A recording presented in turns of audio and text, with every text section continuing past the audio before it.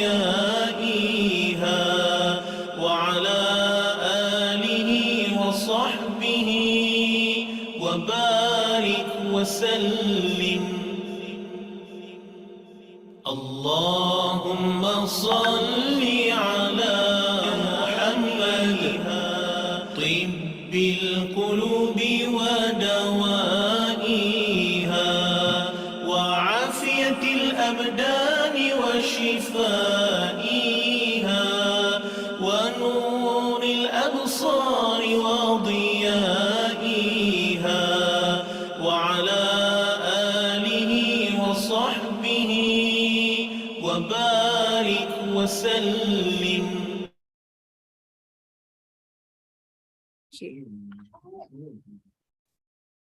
Assalamualaikum warahmatullahi wabarakatuh. Can everyone hear me? Yes, doctor, we can hear you. Okay. All right. I think we shall start now. Where's Dr. Bruno, by the way? Because it's already 2:01 minute. Okay. I see Dr. Howard's name, Prof. Manfred's here, Prof. Gisela here, Dr. Marcus here, V's here. Dr. Yuki's here too.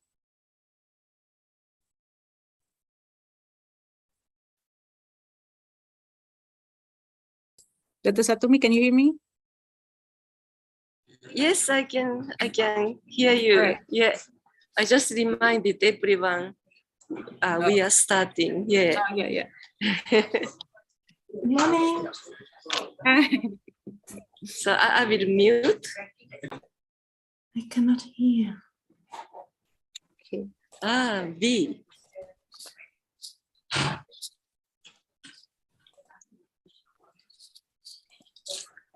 I hope you have a good journey from the hotel to our campus, Dr. Satumi.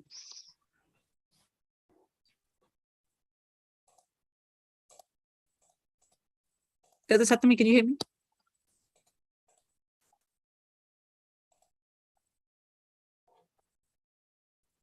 Yeah. We had a very good, very good. The sound is not really good. Rose, can you say something? Prof. Ruby? Manfred. Yes. B. Hey. Now I can hear the voice. I couldn't hear anything before, so that voice. Prof. Manfred, how are you, Prof? I'm fine. Good morning. Good afternoon. Oh, okay.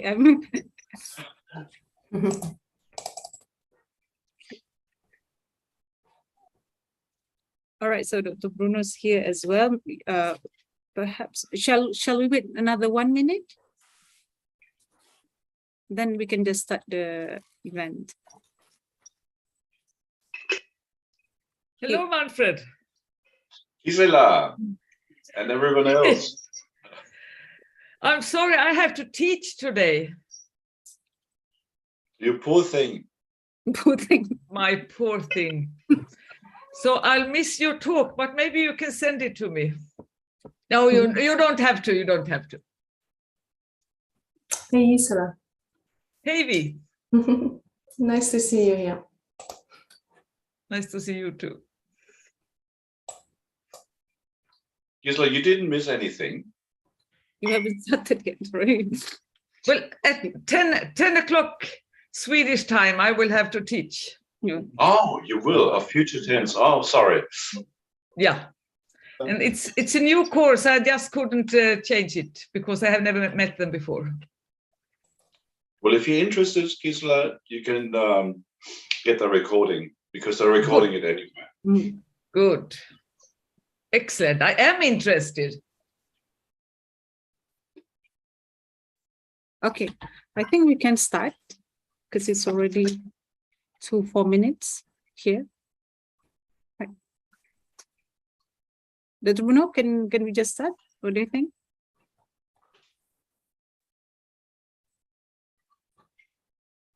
Okay, where's the head of my department? Dr. Satomi, is Dr. Tejas there? Let me just ask. I'm setting up for it. Oh, okay, all right. Because the head department should be.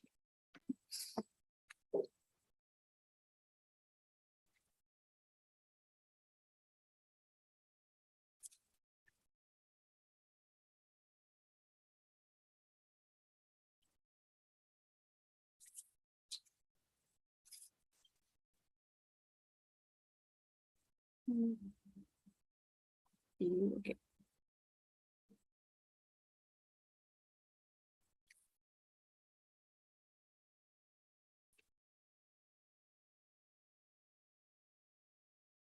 Okay, we just wait a few more minutes for those on site. I think they need to let in the head of department first, because Hamza, semua okay ke?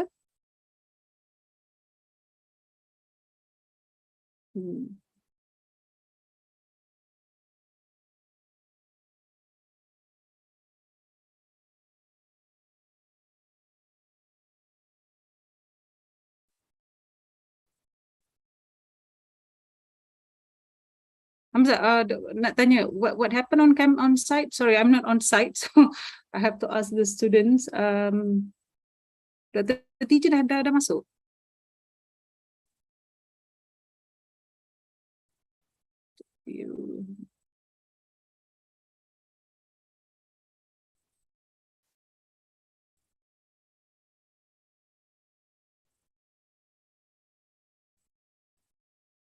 Hold on, okay.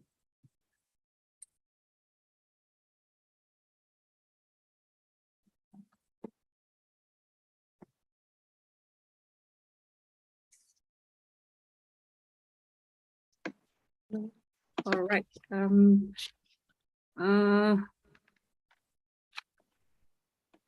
Maybe we can just proceed. Maybe we can just proceed first with our welcoming remarks. Ruby? Yes. Okay. So we're trying, we've got some technical issues. Okay. Dr. TJ, I can hear your voice, Yes, but yes. are you Razia? Yes, I'm Razia right now. We're changing that. Okay. Are you Razia? So, okay, Dr. TJ. Okay. All right. Okay. Right. Assalamualaikum. Good afternoon. And for those of you who are joining us from Europe, very good morning to you. I heard some of you are in Sweden. There's someone who's from Sweden just now. Good morning to you. All right. I think we've had some technical issues, so I don't want to take very long. I just would like to welcome everybody here. So very formally, let me bid a warm welcome to Associate Professor Dr. Bruno Dibiasi and Associate Professor Dr. Satomi Kawaguchi from Western Sydney University to the respected PALA 2022 Scientific Committee members and PALA 2022 Chairperson, Organizing Committee, keynote speakers, paper presenters, my IIUM colleagues, and all participants. On behalf of the Dean, Professor Shukran Abdul Rahman, who is unable to join us this afternoon, I'm delighted to welcome everyone to this 21st International Symposium of Processability Approaches to Language Acquisition, quite a mouthful, PALA 2022. And this is, I believe, the first time it's organized in Southeast Asia. Dr. Rabiatul Adawiyah has also let me know that this is the first time this symposium is organized in the International Islamic University Malaysia, IIUM. And I'd like to extend a very warm welcome on behalf of IIUM to colleagues, researchers, students, and everyone involved in this conference. We here at IIUM are very pleased to be able to support this symposium, and it's a very exciting collaboration between Malaysia and Australia. International collaborations such as these are always beneficial to everyone involved, not just for staff and students, but also for everyone, the whole world over. at a time, I think, when such collaborations are easier to organize and links can be formed more easily, I think we should make the most of all available possibilities by forming global partnerships and fostering relationships with other institutions. This, I think, has materialized now through this collaboration between the two universities in this symposium. So maybe we should give everyone involved a round of applause for a job well done, can we? And I hope that there will be many more collaborations by other departments in future. So without further ado, let me wish all of the delegates a very, very successful conference. Thank you. All right. Thank you, Dr. TJ. So that's Dr. We call Dr. TJ. It's actually Dr. Tanya Jonit. That's the nickname. Dr. Tanya Jonit. She's the head department of my department, Department of English Language and Literature. So I am Rabiatul Adawiyah, or I think for most of you, you know me as Ruby. I think for most everyone, even at my university, they know us. They know me as Dr. Ruby. All right. So I also like to extend my warm welcome to all of us here, especially Dr. Bruno and Dr. Satomi, Marco, Dr. Howard is on site, right? I think several of you are on site, on campus.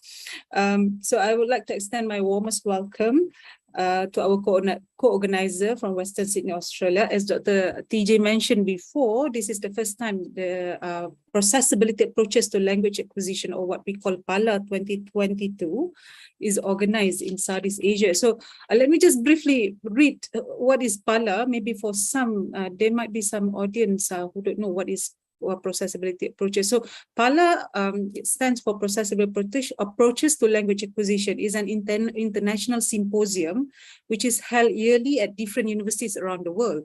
So later I will share on chat. Let me just share on chat.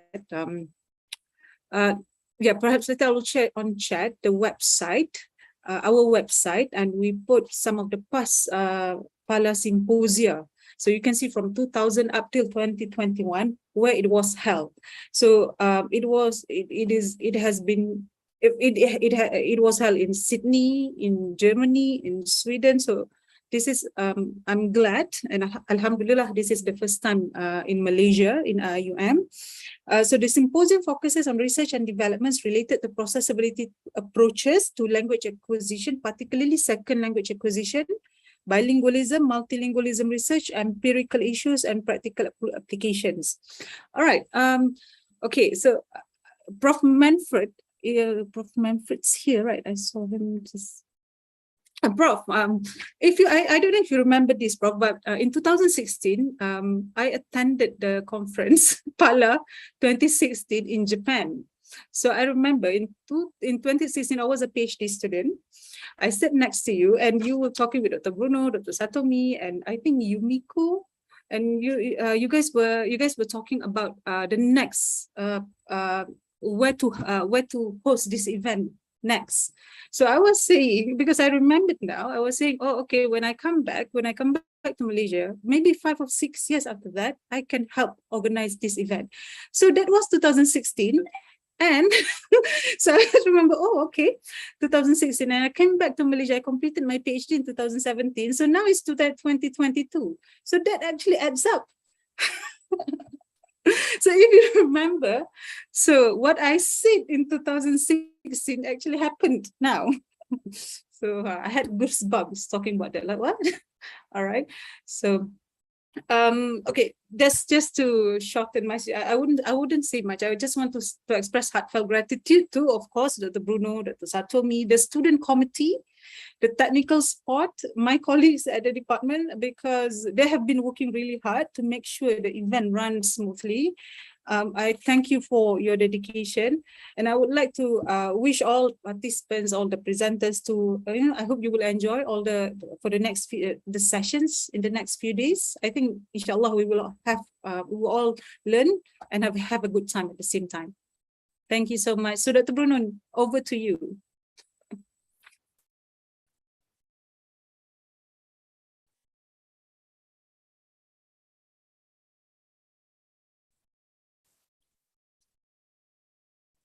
Dr. Bruno? Yes, I need to unmute. Thank you very much. Thank you, Ruby. Okay, so without, we don't, yes, and thank you for the introduction as well and the welcoming words from the department. It's really great to be in Malaysia. And I think we can just start right now with our first presenter, who just come from Vietnam. And this is, let me check here, our program. Right, okay. So we will have our first presenter, Hong Thi Thu Huang Ho from our University of Western Sydney.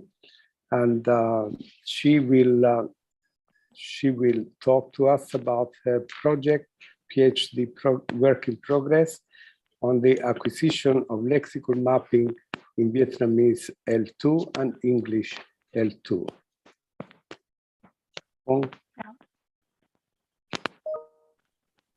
Hello, my name is Hung. I'm going to be a PhD student in Western Sydney next year, and my supervisor will be Associate Professor Satumi, Associate Professor Bruno, and Dr. Chong Han. Today, I'm going to present my work in progress, my PhD proposal about the lexical mapping in L2 Vietnamese and L2 English.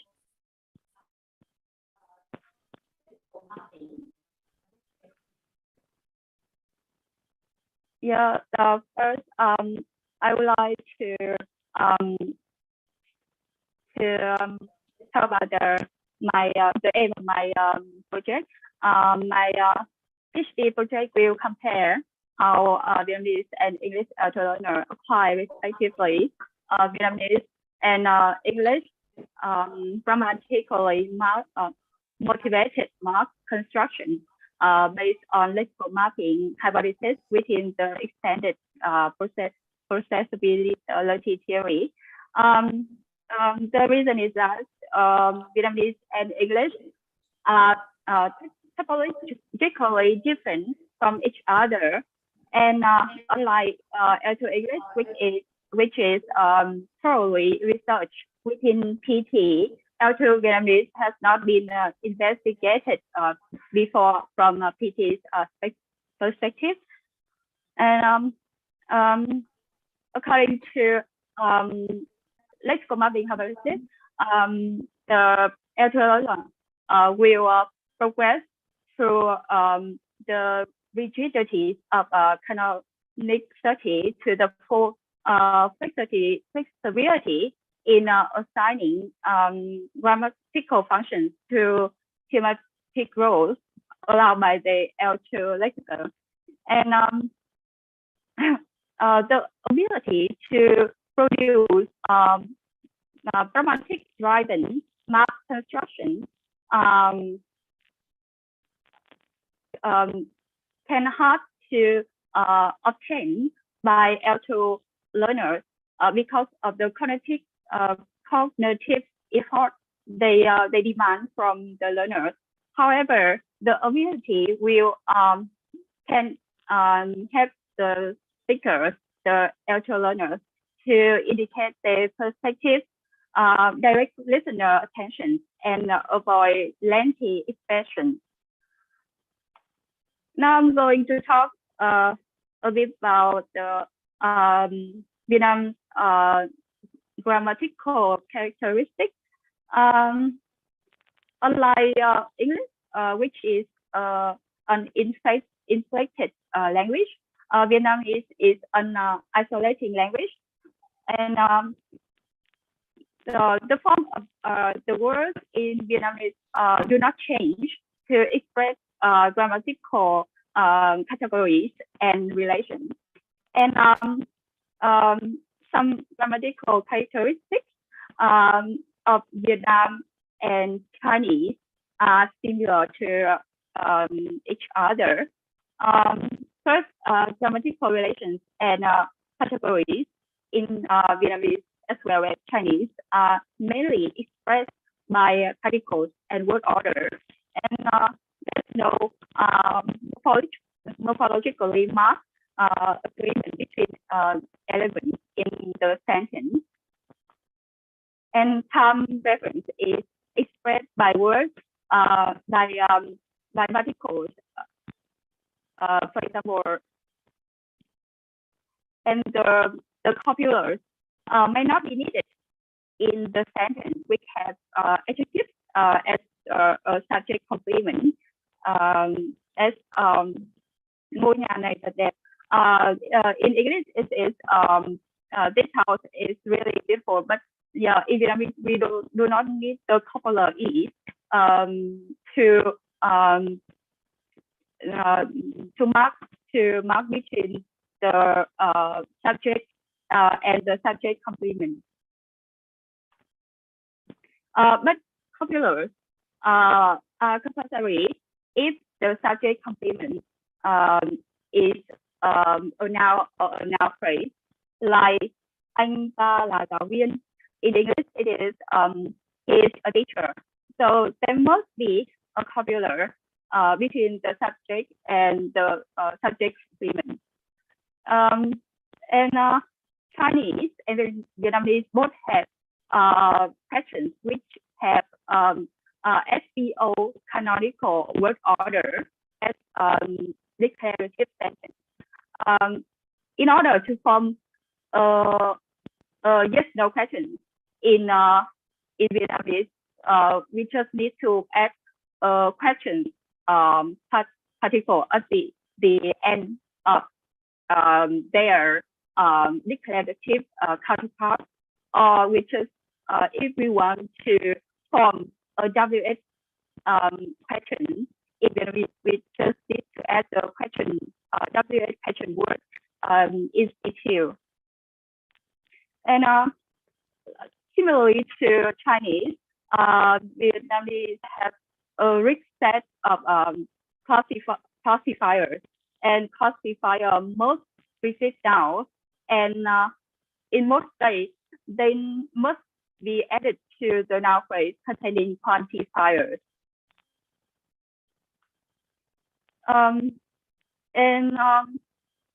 Unlike Chinese, Vietnamese is a first language, so the modifiers follow their head, and their relationship is mostly unmarked, and it's official to mark the relationship between the head and its relative caused by a particle, and there's no possessive pronouns in Vietnamese. Possessiveness in Vietnamese can be marked by particle by a particle like của, mean of in English.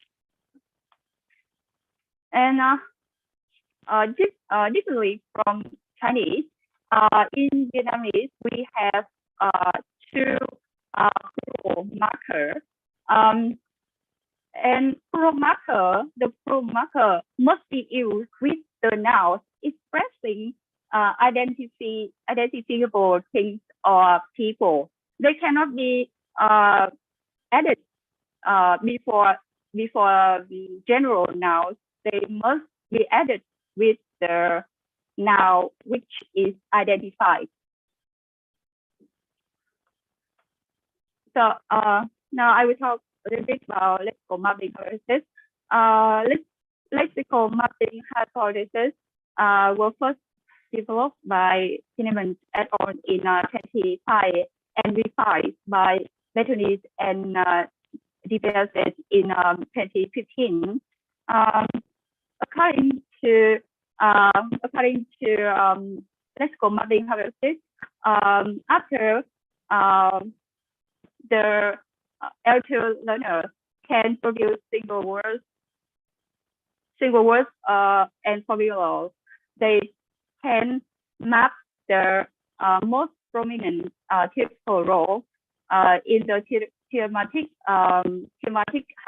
hierarchy to the most prominent argument functions in the hierarchy, like agent or experience marked on the subject and patents and term marked on object. Following by after that, they can process the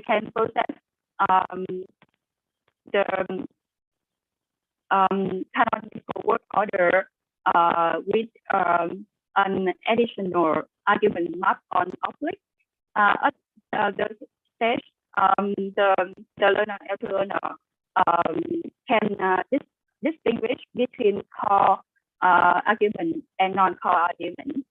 The final stage is non-before mapping. At the stage,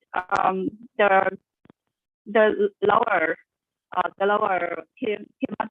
thematic role in hierarchy, like object, will be mapped onto the most prominent argument functions, like subject. So there is studies into the acquisitions of L2 language based on lexical mapping hypothesis. And now I will introduce some examples of default mapping and non-default mapping in Vietnamese as well as English. Default mapping in Vietnamese is possible to default mapping in English. The mapping between thematical roles and argument functions are quite straightforward. Agent is mapped on subject and pattern is mapped on object. However, regarding the non-default mapping, so it can be formed, it can be created by an exceptional verb. For example, in Vietnamese, we have exceptional verb. Yeah, it means receive in English, and the predicate yeah, receive require beneficiary mark on subject. So it is unmarked because beneficiary is lower in thematical hierarchy than agent or experimental. It's similar to the exceptional verbs in English. And passive, regarding passive, even if passive substance is marked by word order and either of the particles be and do. It's quite different from Chinese or English because the particle do indicates the action described is perceived as advantageous, while B implies the adverse effect of the action. So the choice between the two particles can convey the perspective of the speaker on the action. And the constituent indicating the agent can be omitted or followed by the particle B order. For example, we have the sentence in Vietnamese, con cá đó bị mèo ăn rồi. It means justice was eaten by the cat. So in Vietnamese, because the action is has the adverse effect on the patent, which is catfish, con cá in Vietnamese.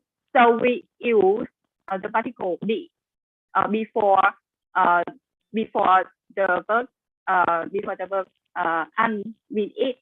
And here, as you can see, the agent is suppressed and marked on the adjunct, and patent contrast is marked on subject, the most prominent argument in hierarchy, and this creates the map, the non-deform map hypothesis, the mapping. So similarly, there's the same mapping between thematic roles and grammatical functions in the passive sentence of English. Just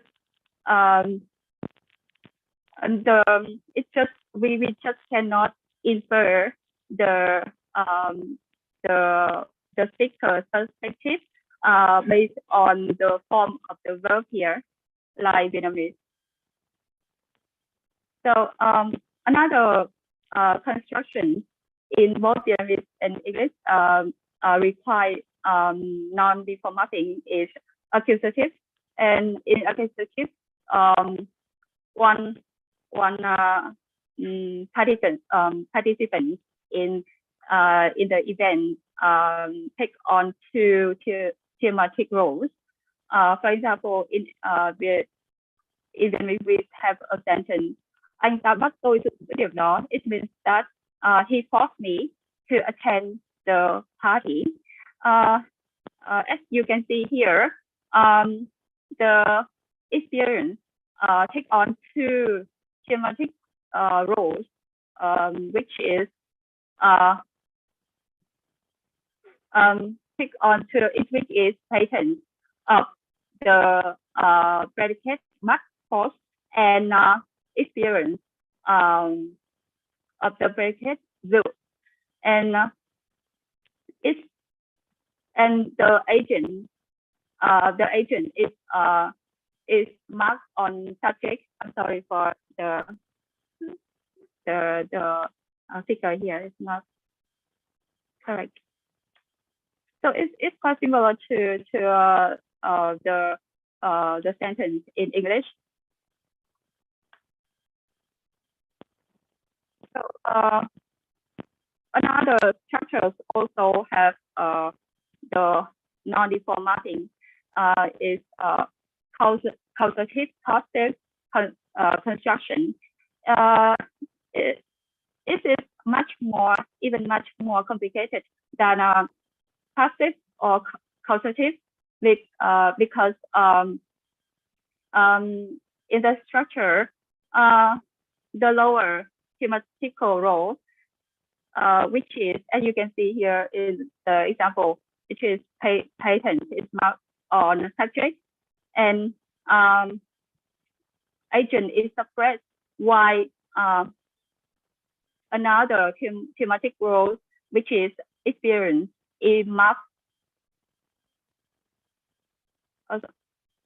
Is marked on subject. Is marked on subject to. I'm sorry, the patent of the first verb and the experience of the second verb, or most of them marked on subject, and the agent is suppressed, while the term is marked on object.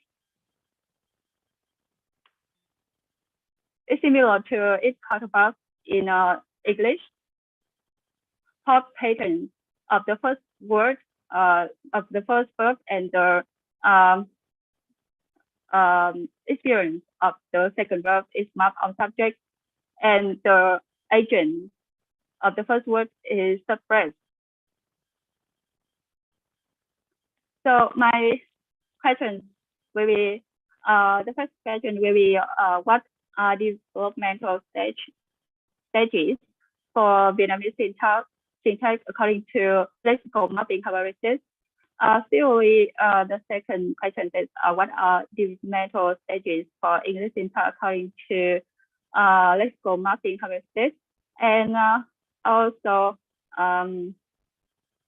investigate whether Vietnamese L2 learners acquire grammatical motivated mark structures following the lexical mapping hypothesis, as well as whether English L2 learners acquire English grammatic motivated mark structures following the hypothesis.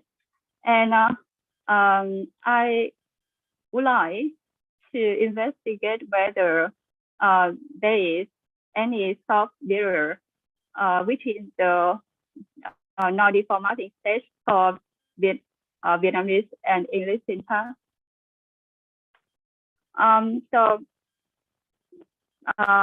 There is the developmental stages for English and Vietnamese syntax according to lexical mapping hypothesis. It's based on what I have analyzed before. The final, the non-deform mapping will include passive causative structures, passive voice, causative structures, and exceptional words. So,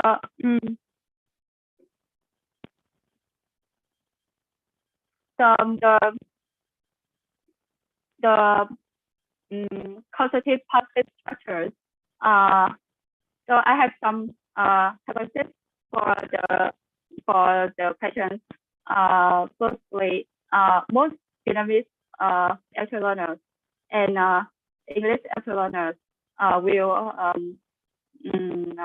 acquire, will develop from unmarked mapping through mapping according to the stage hypothesized by lexical mapping hypothesis, because the unmarked mapping hypothesis require much less cognitive effort as compared to the non-deform mapping hypothesis. And because of my second hypothesis will be because of the complicatedness of causative and passive structures in both English and Vietnam. So the structure will may emerge in the L2 learners interlanguage later than causative and passive structures. And in Vietnamese, the passive form of verbs with neutral meaning, like thou, give, in English, appear later than those of the verbs with positive or negative meaning. Because the verb with positive meaning, for example, praise, in Vietnamese, it is a hen, has just, we can say that it has just one passive form, which is được khen. But with the verb with neutral meanings, like nhận, give, it has two passive forms, which is bị nhận or được nhận. So yeah, if the learner possess the verb with neutral meaning, like nhận, they have to decide on the context, on the other elements of the sentence, or on their own perspective to choose between two forms of the verb with neutral meaning, like bị nhận or được nhận. For example, I say that tôi được nhận một nhiệm vụ rất đơn giản.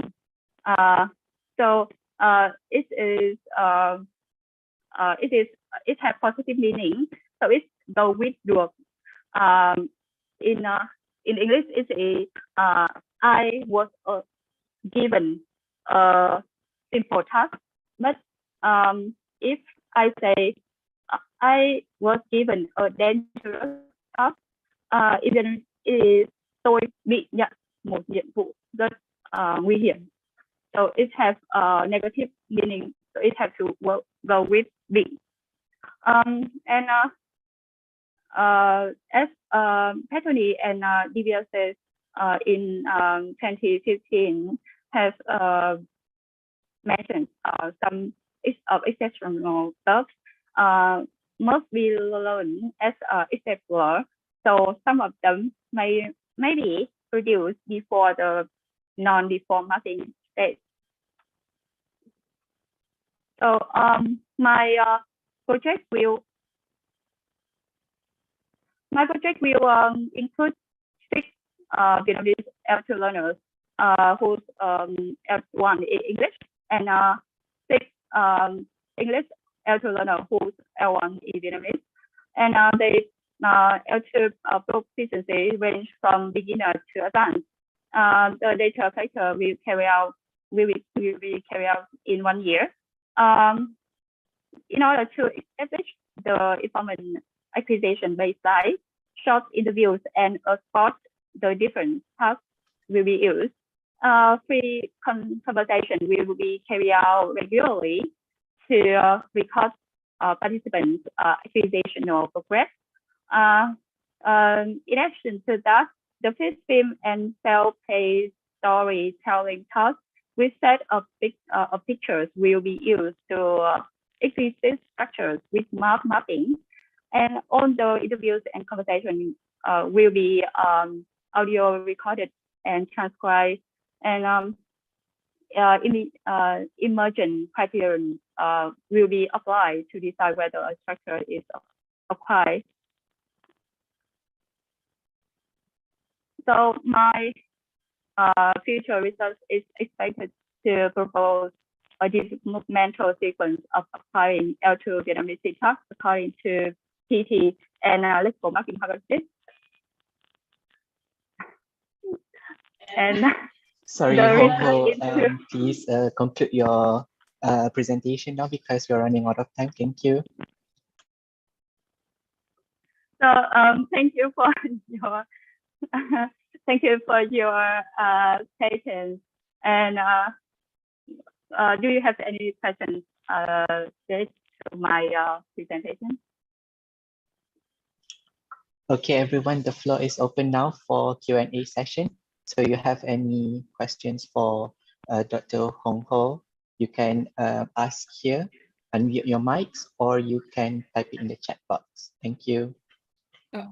Before that, I just want to announce, I'm not on site, but those on site, please, there are refreshments. Please enjoy yourself. You can eat while, listen to the presentation. Dr. Satomi and Dr. Bruno, there are food there, right? So please do. Lucky those on site.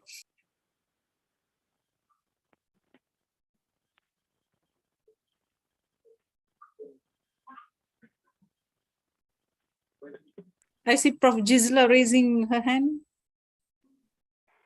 Yes. Hello. Hello, this the Professor Hansen. Oh, now I can unmute. Yeah, thank you very much. I'm very much looking forward to seeing data from Vietnamese as an L2. So I'm waiting for your progress. And I only have a question regarding the language Vietnamese. You said that you had the plural for identifiable nouns. I didn't understand that. Do you mean the difference between, for example, a table, is that an identifiable and water is not? Is that the kind you mean, the collective and non-collective nouns? So can you please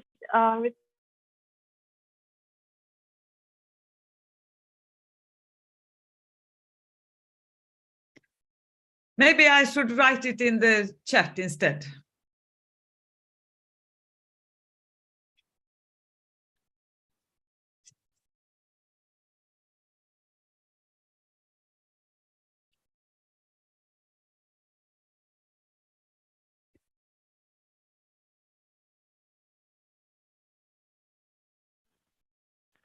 hello, hello, Professor Hansen. My internet is not good yet. Could you please repeat your question? I'm sorry, I didn't catch it.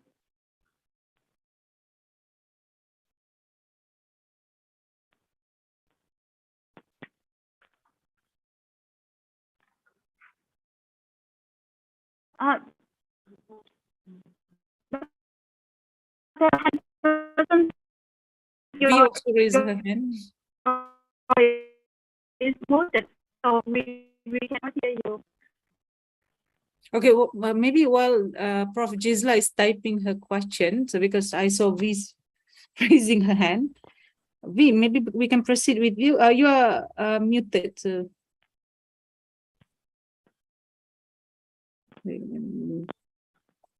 Great. Now you Okay. have me Okay. to unmute. Hello, TV.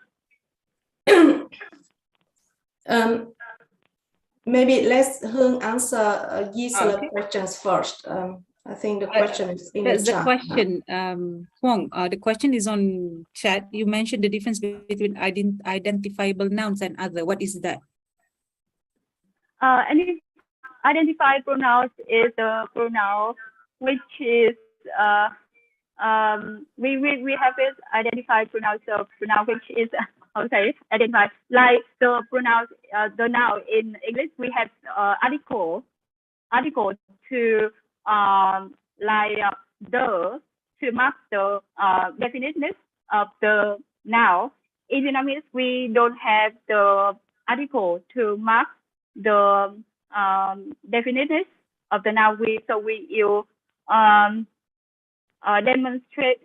demonstrative or other elements in the sentence to mark the definiteness of the noun, and just the noun with the, we can say with the mark definiteness will go with classifier and quantifier.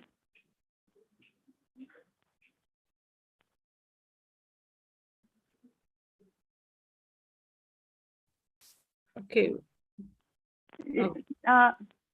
V. Chị V.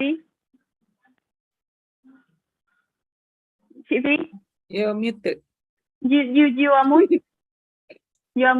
Yeah, I need the host to unmute it. I cannot unmute by myself, so that's why. Thank you, Hương, for very interesting research proposal in Vietnamese, and yeah, it's very interesting. I have two questions. First of all, about the passive construction. So it seems like that the passive construction in Vietnamese is mostly depend on the particle, for example, like được, cho, or bị, right? But it's not actually on the verb itself. And then you try to differentiate between narrative meaning and positive meaning on the verb. Or do you mean mostly on the particle? I'm a little bit confused about that. Yeah, I think like the way that I bị thưởng, cho bị thưởng, for example, or được thưởng, or bị nhận, được nhận. So do you mean it's more on the particle of the passive construction or the verb itself? Because you have shown some exceptional verbs as well. So the way that I present may be confusing. So no, maybe I am confused. No, the positive meaning of the verb is on the verb itself, and then the positive meaning, like you say, I just give an example like can means praise in English. It has positive meaning, and it just can go with được particle in order to form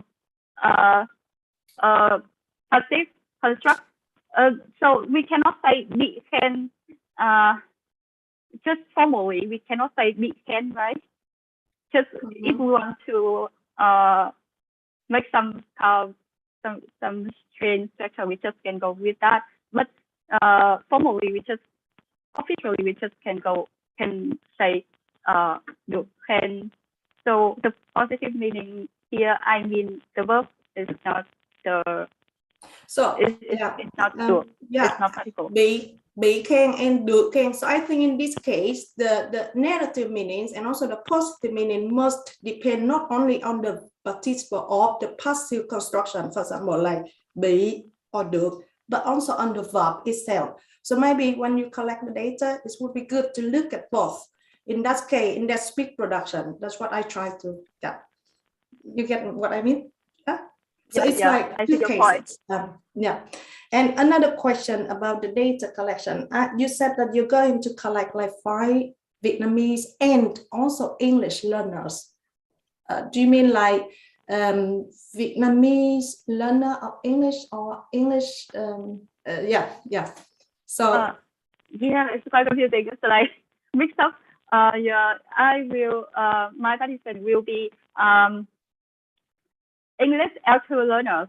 English L2 learners whose L1 is Vietnamese, and Vietnamese L2 learner whose L1 is English. I mean, yeah. Okay. So. Okay. Yeah, and the level will be like different levels, right? Yeah, range from beginner to advanced.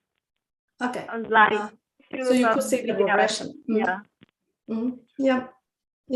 Yeah. Very interesting. I might come back to you for some questions later on because it's quite interesting.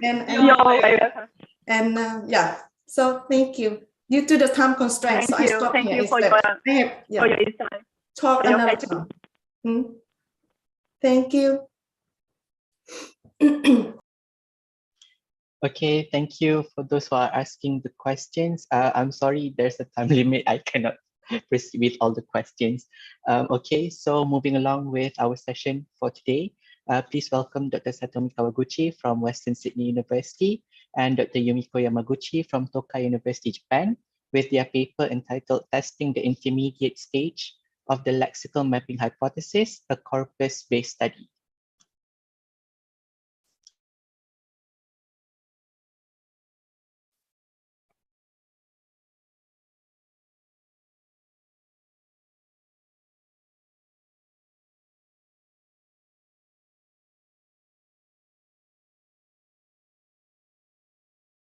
Okay, just to remind the audience, if you have a questions, please raise your hand because for safety precautions, we don't allow everyone to, we unmute everyone. So if you want to speak up, if you want to say something, just raise your hands and the technician will unmute you.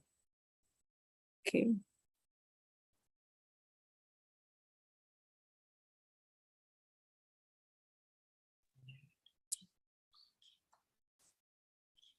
And then I want to have a full screen.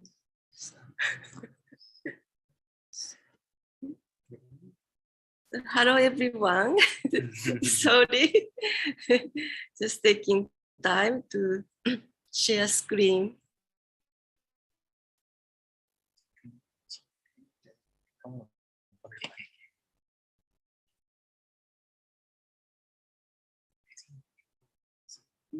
The title of my presentation is Testing the Intermediate Stage of the Lexical Mapping Hypothesis, a corpus-based study. Presentation is by myself and Yumiko Yamaguchi. Yeah. Thank you. Oops. And in order to go to the next, okay. So this is the outline of my presentation.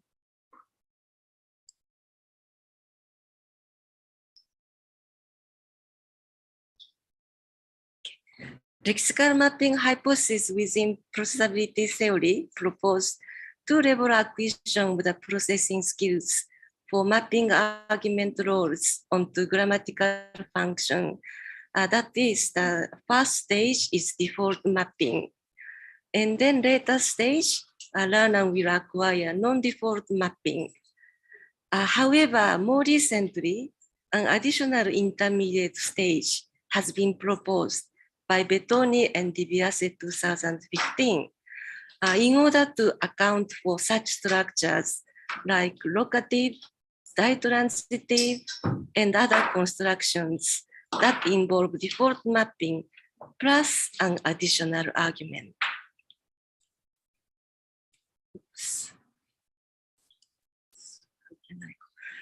Some longitudinal studies supported the intermediate stage. However, there are case studies like Divias et al. 2015 or works with a few informants such as Liu et al. In Press. So for the purpose of generalizability, the hypothesis needs to be tested against larger data set.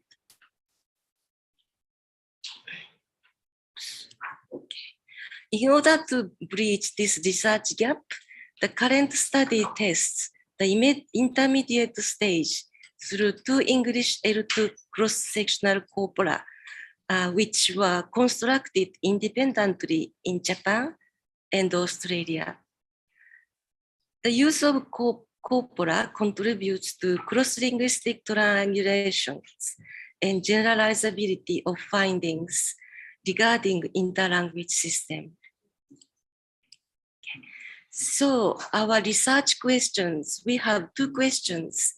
One, do independently constructed English L2 corpora support the proposition that L2 learners go through the stage in the LMH? Two, within the intermediate stage, does the additional argument oblique theta emerge before object theta?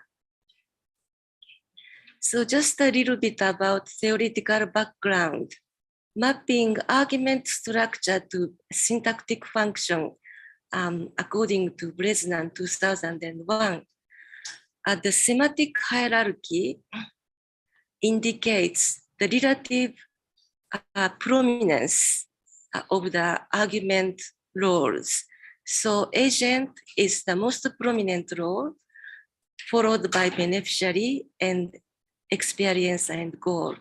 And some roles like patient theme and locative are less prominent and located lower in the hierarchy. Then the feature decomposition of argument functions explains how argument roles are constrained in terms of mapping onto grammatical functions. So there are plus minus R features. Plus means restricted in terms of mapping to a specific grammatical function. Minus means unrestricted. And plus minus O is an objective. So plus O means have to be mapped onto object. For example, patient-like role has minus R feature. So that role can be mapped onto either subject or object. However, the secondary patient-like role has a plus O feature, so has to be mapped onto either object or object theta. Other semantic roles has minus O, so can be subject or oblique theta. So looking at this feature decomposition, now we can see the partial order of argument functions. So subject is the least constrained because minus and minus, followed by object and oblique because these two functions has one plus and one minus. And object theta is the most restricted, most constrained grammatical function because of both plus and plus. Okay, so lexical mapping hypothesis and Kawaguchi 2005.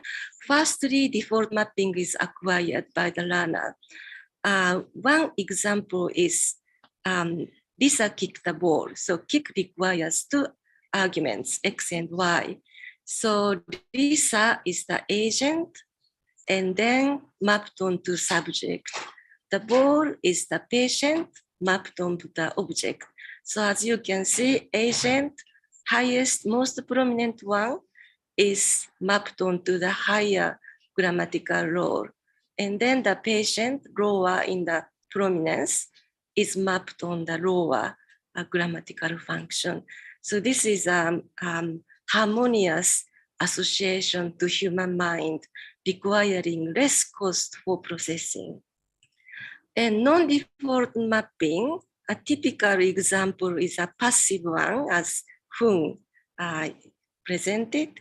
So the passive verb kicked requires only one argument. The ball was kicked. And then if you really want to put the agent, then you can say by Lisa. So agent can be, is suppressed, and the ball, which is the patient, is mapped onto the subject. And by Lisa, agent can be appear as an adjunct. So the patient lower in the hierarchy is mapped onto the highest grammatical function. And then the agent, most prominent one, is suppressed. So this is a non-default mapping, requiring more processing cost for the speakers. So this will appear later.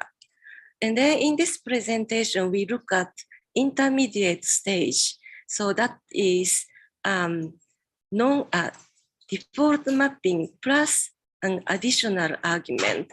So argument functions, subject, object, object theta, object, oblique theta, x comp and x comp and comp. But in this presentation, we look at only object theta and oblique theta. And additional argument can be realized in the form of NP, like Lisa sent Tom an email, or can be appears as PP, like Lisa sent an email to Tom. And if it is case marking languages like Japanese, it can be case marked as dative. Okay, so our hypothesis of intermediate stage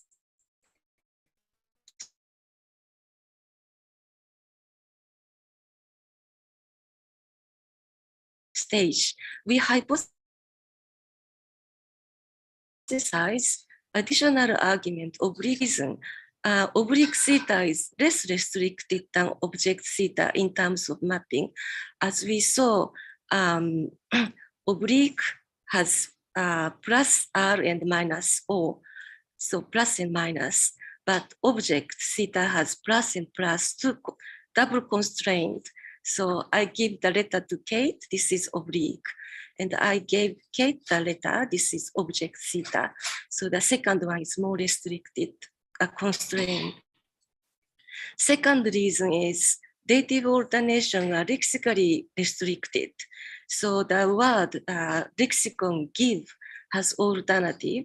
However, some word like donate has no alternation. So that means dative alternation is lexically conditioned syntactic rule. Then according to Pinker, 1984, this causes a learnability issue. And also, according to Mazurkesh and White, 1984, L1 children do not learn dative movement. They called it dative movement until age of 16. So 9 years old, overgeneralize the dative alternation and then produce both, like I donate the money to the charity and I donate the charity the money, which is error. Okay, so problem about learning. Supporting evidence of intermediate stage English, DiBiase et al., a 2-year longitudinal study of a primary school girl. So default mapping and intermediate stage, and then non-default mapping. and support evidence from Japanese L2, 3-year longitudinal study of a university student in Australia. Again, default, intermediate, and non-default. And Chinese L2 view, also 3 university students in China, then 3 staged acquisition. Okay, and Italian, and also I believe Russian, Maniani will do a presentation today, later today. Our study, okay. We use 2 corpora. One is a WSU, Xianjiaotong ESL corpus. We call it just Australia ESL corpus. And informants, Japanese L1 speakers, 21 informants. And then Chinese L1 undergraduate and master university students in Australia, 30 informants. And Jarsen EFL corpus.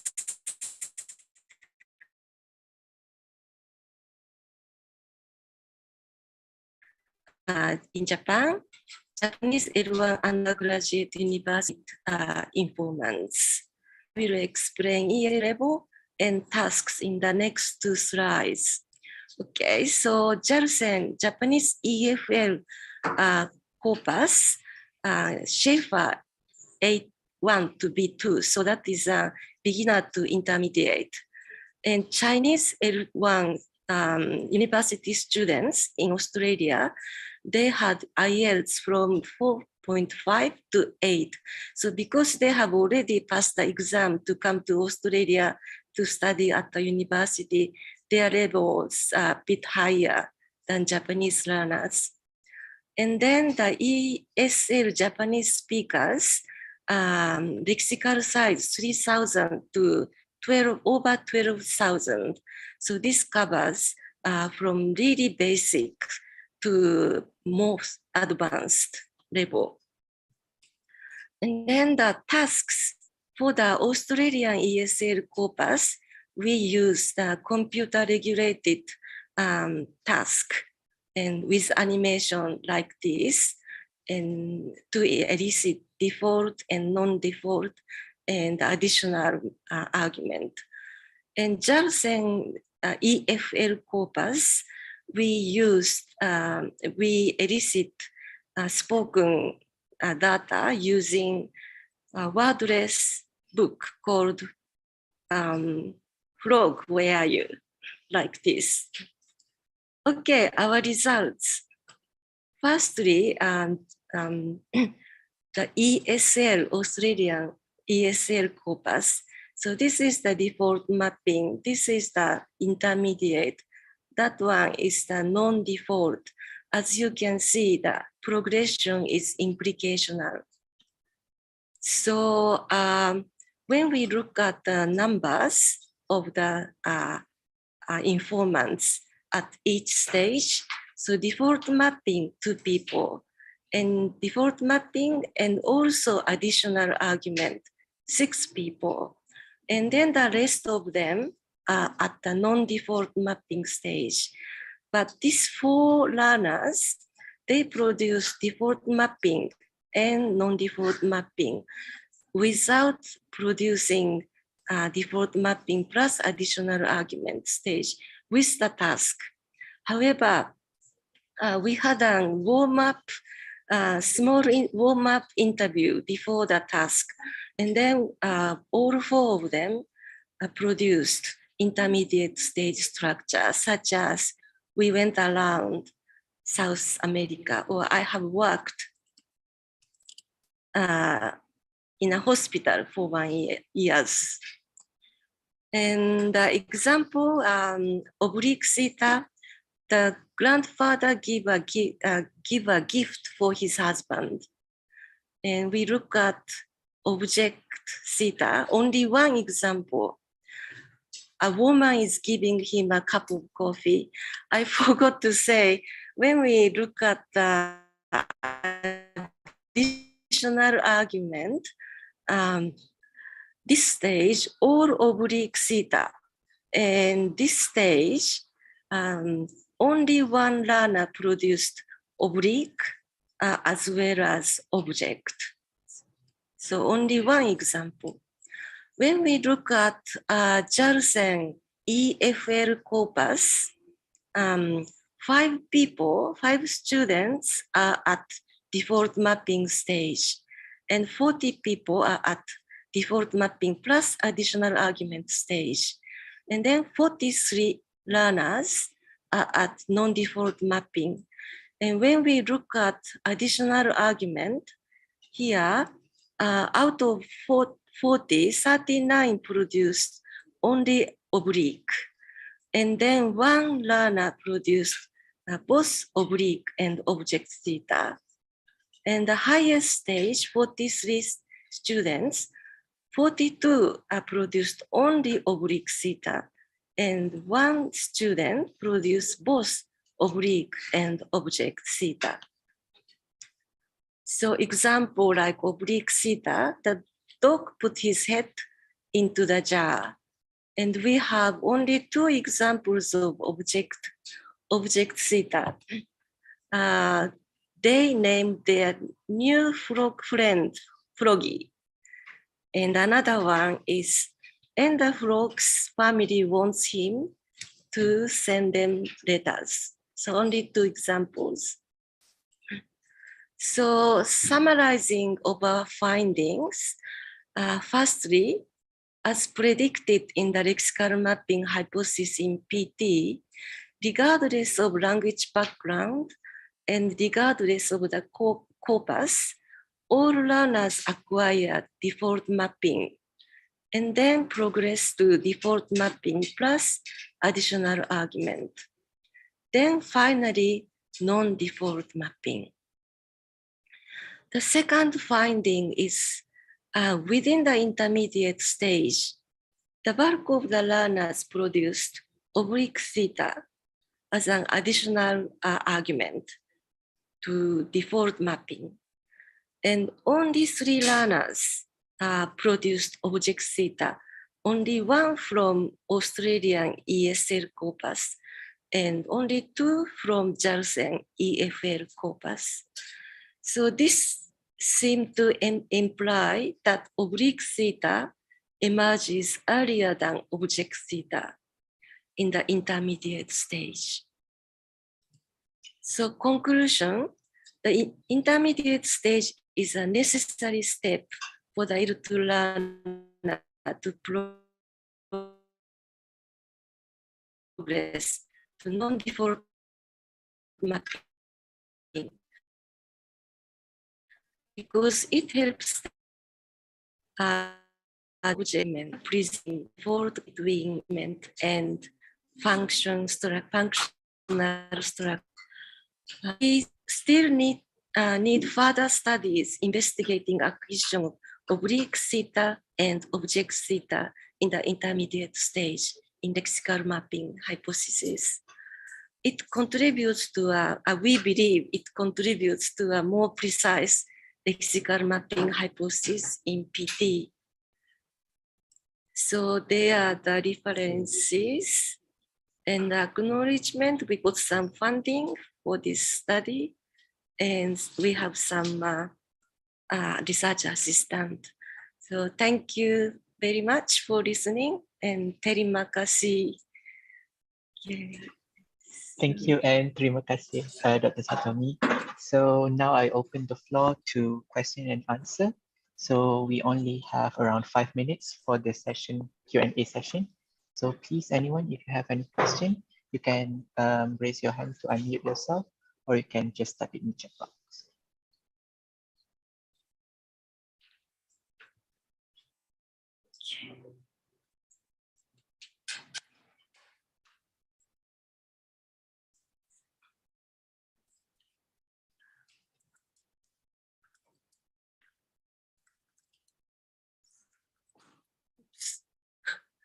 Fine. Oops. My screen went somewhere.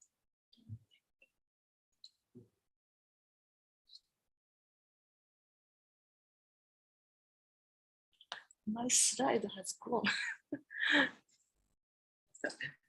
My slide has gone.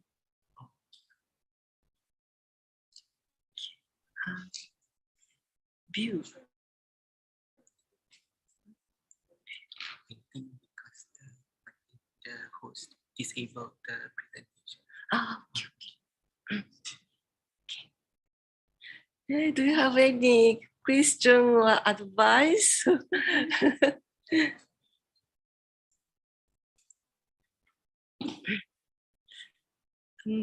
Marco.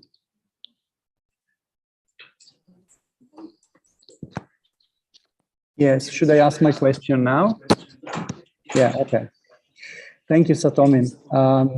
Just one clarification question, because this is something that I've been wondering too about how to determine emergence to the intermediate, the emergence criteria for this intermediate stage. So what do you do when you have an oblique locative, for example, without a previous argument? So if you have a two-argument structure, like the boy went to his house, would you consider this within the default mapping and additional argument stage, or do you need to have all the three arguments with one marked differential in order for it to be considered as an emerged structure at that stage? Mm-hmm.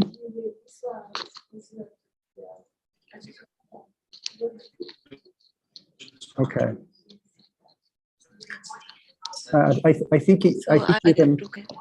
I think you can have two possible emergence criteria here, one which is stricter and one which is more loose, right? So either you have all the three arguments, or, but it's something that we can discuss maybe later. Yeah. I think it is really important. So something like only subject and another additional argument. So sorry. So yeah, something like I go to Rome or something, then just the two arguments, as you said, but the three arguments.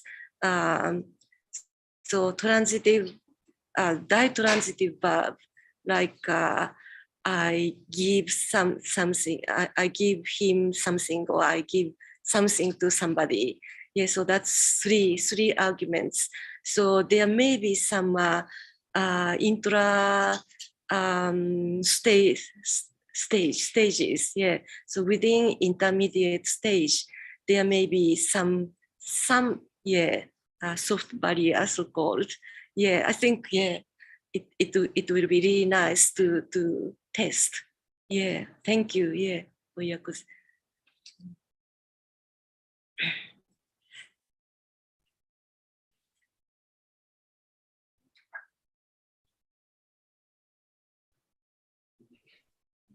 Okay, I'm working out how to do this. Could you hear me, Satomi?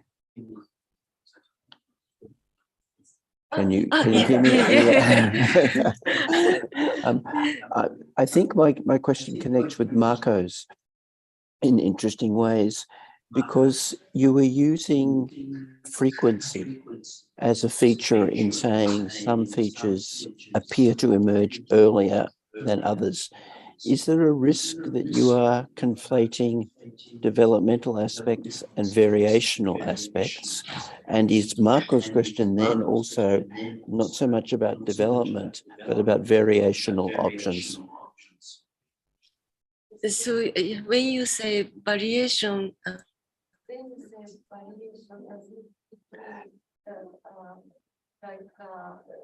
PT variation, so some people has yes, that some individuals may do one thing more than another, and that the presence, for example, of three argument sequences are evidence of just a variational style between different people. But then similarly, in your arguments about oblique theta and object theta, is that evidence of variation linked to the frequency of use of particular features rather than evidence of sequential development? Yeah, thank you very much. So the dative alternation, in my data collection, it's like the task is really a neutral setting. So either is okay. However, so oblique or object theta, either is okay because everything else is neutral.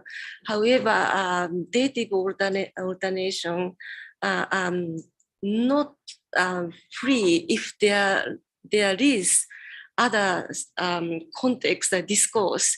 So I think in the future, I think we want to test experimentally to control the discourse, and then so for example, if you say who did you give the book, so I give it to somebody, but who no, what did you give? What did you give? Yeah, to her, and then another structure.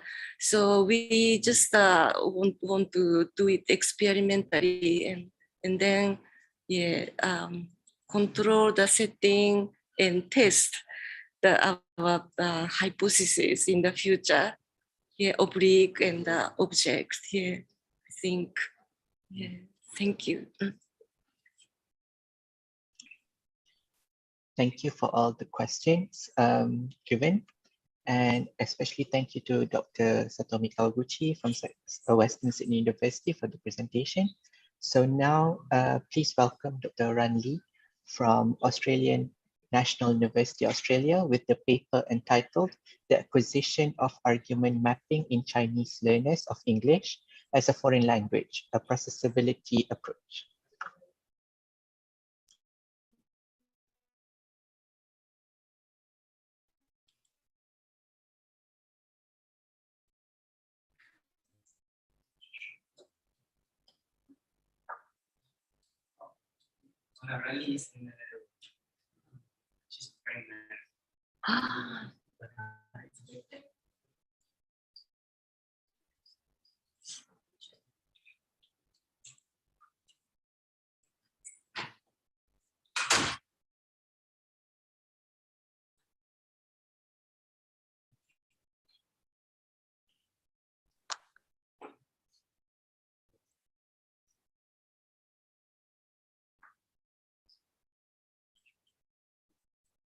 Oops, sorry. Okay, let me start over from very beginning. Good afternoon, everyone. Very glad to be here to present my PhD project, The Acquisition of Argument Mapping in Chinese Learners of English as a Foreign Language with the Processability Approach. Well, this is the outline and the sequence of my presentation. This is a brief overview of my PhD project. I'm looking into the field of acquisition of English as a foreign language. The specific area I research is lexical verbs and their arguments, the mapping from semantic roles to grammatical functions. I explore whether there is evidence for a stage development in predicate argument structures caused by general cognitive processing constraints. The theoretical linguistic framework is lexical mapping theory, and the second language acquisition framework is a lexical mapping hypothesis. My speech data is cross-sectional from 37 EFL learners in an oral exam. These learners are all native speakers of Mandarin Chinese. So let's start from the background. I would like to point out that the acquisition study undertaken so far, other than PT,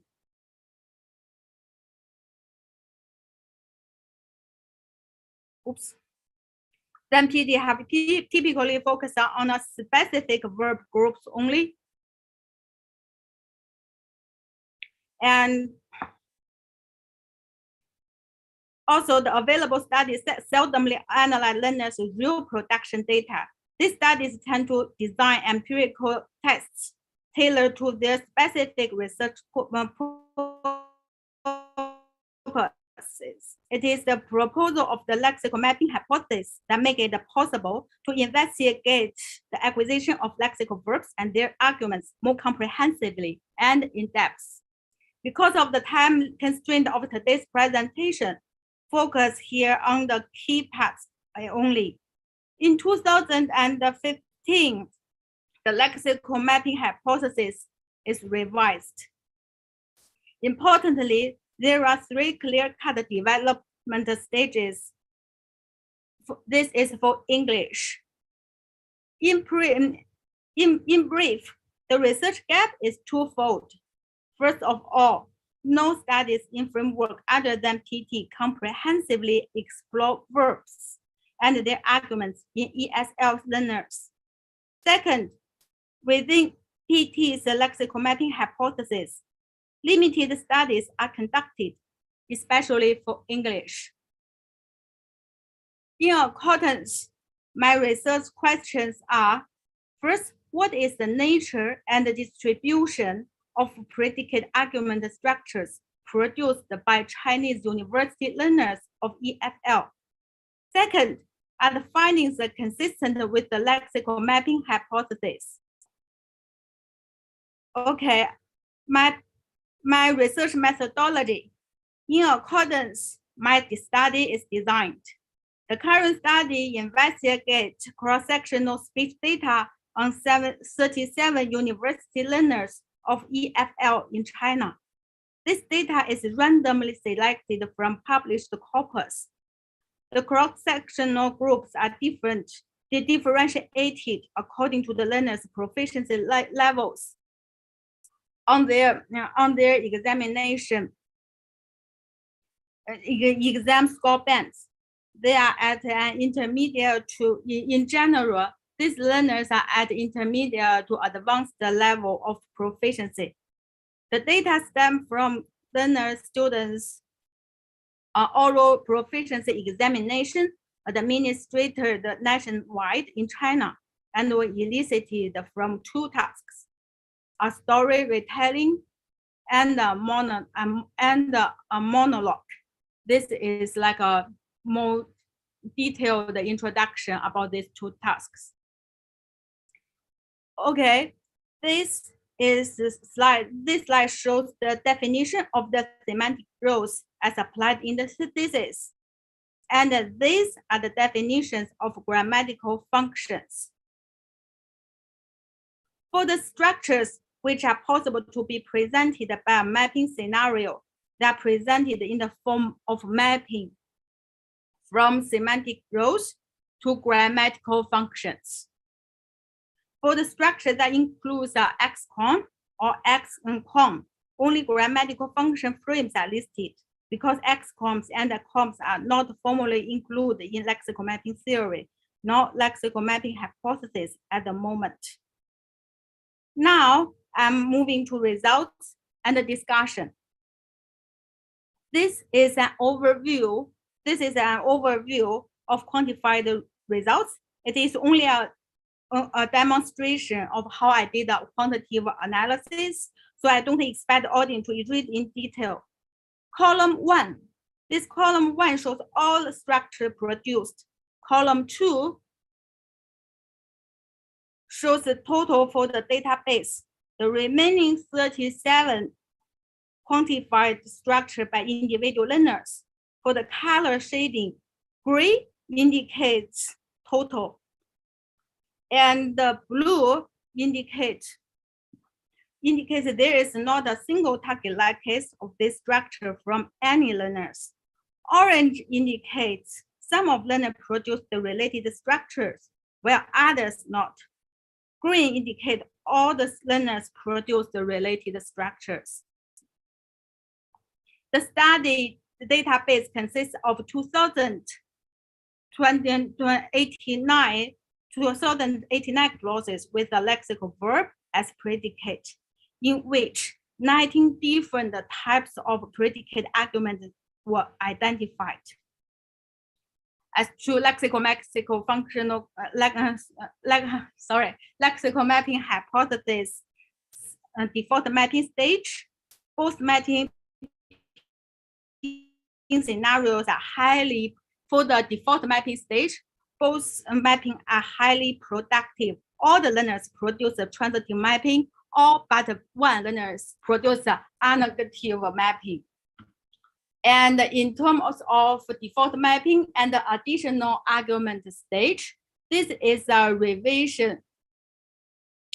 This is a revision from 2005 to 2015 LF lexical mapping hypothesis, and in total 300. The result of the present study shows that all 4 structures posited in the default and additional arguments stage occur sufficiently frequent in the data so as not to be ignored. So this actually supports my data well supports the validity to add this intermediate stage. And as you can see, in total 345 out of a total 2089 structures belong to the intermediate stage are produced by the learners, and all the learners at some level produce this structure. And there is actually a research gap in the intermediate stage. There actually the lexical mapping hypothesis put 4 very different mapping scenarios within one stage. So it's quite interesting to look into whether there is a developmental sequence, because according to lexical mapping theory, the explanation of their processing actually are quite different. So I did the implicational scaling of structures at the intermediate stage, and the implicit sequence. This implicit sequence is identified. These 4 structures are scalable. Use this with thread. The scalability coefficient is 0.704 with the threshold 0.6. So this scalability coefficient is well beyond the threshold. And then Yamaguchi's longitudinal data is examined to explore whether this longitudinal data set confirm or reject micro-sectional finding. And this is a further analysis of data of Yamaguchi 2010 related to the intermediate stage. As the results show, subject-object mapping is the only type occurring more than once in Yamaguchi's data. The 4 occurrence of this structure demonstrating that the Kumi well capable of meeting the relevant processing demands under the emergence criteria for the current study set at 2 occurrence. On this basis, it can be hypothesized that subject-object mapping is less demanding in terms of processing resources and therefore easier to acquire than the other 3 mapping scenarios. And this sequence of intra-stage development is justified. It's also actually justified on theoretical ground using lexical mapping theory, LFG.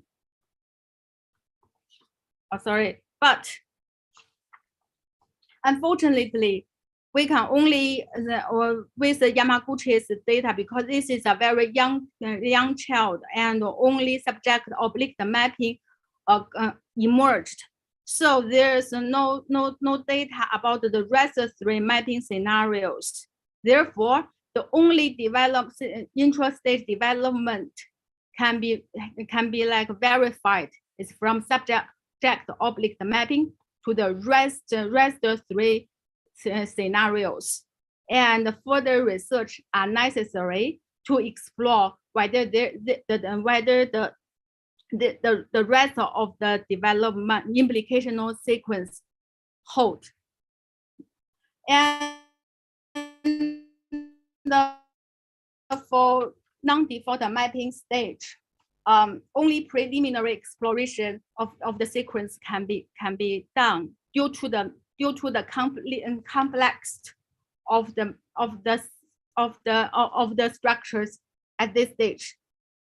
There is at least some instances, especially for structures with unaccusative verbs and passive voice constructions, that the apparent C structure of these two scenarios may not be indicative of target-like non-default mapping as posited by the lexical mapping hypothesis. Based on the oral production from the present study, it is not possible to determine with confidence whether or not the structure can be considered, or which structures can be considered to instantiate the non-default mapping. Therefore, I'm taking a conservative approach and consider all the apparent passive voice constructions and the unaccusative structures with unaccusative verbs as opaque construction. And therefore, the emergence criteria will not come in play for these structures. But due to I think each structure, the opaqueness can by itself can be a presentation itself. So I won't go into details here. And for periphrastic causative and exceptional verbs, the data is too scarce to to apply emergence criteria. Even though the emergence criteria cannot be meaningful applied to the four structures at the non-default mapping stage, it is nevertheless worthwhile to explore the four structures as they appear in the raw data with a view to explore whether their relevant frequency of occurrence can shed any light on a possible intra-development sequence. Because the structure at as a non-default mapping is quite broad and undifferentiated. Also, Kawaguchi 2013 did a cross-sectional study on ESL, and this sequence is identified. So this is not a implicational scaling on the emergence. It's only an implicational scaling of raw data at the non-default mapping stage. What I call is a preliminary explorative exploration. And this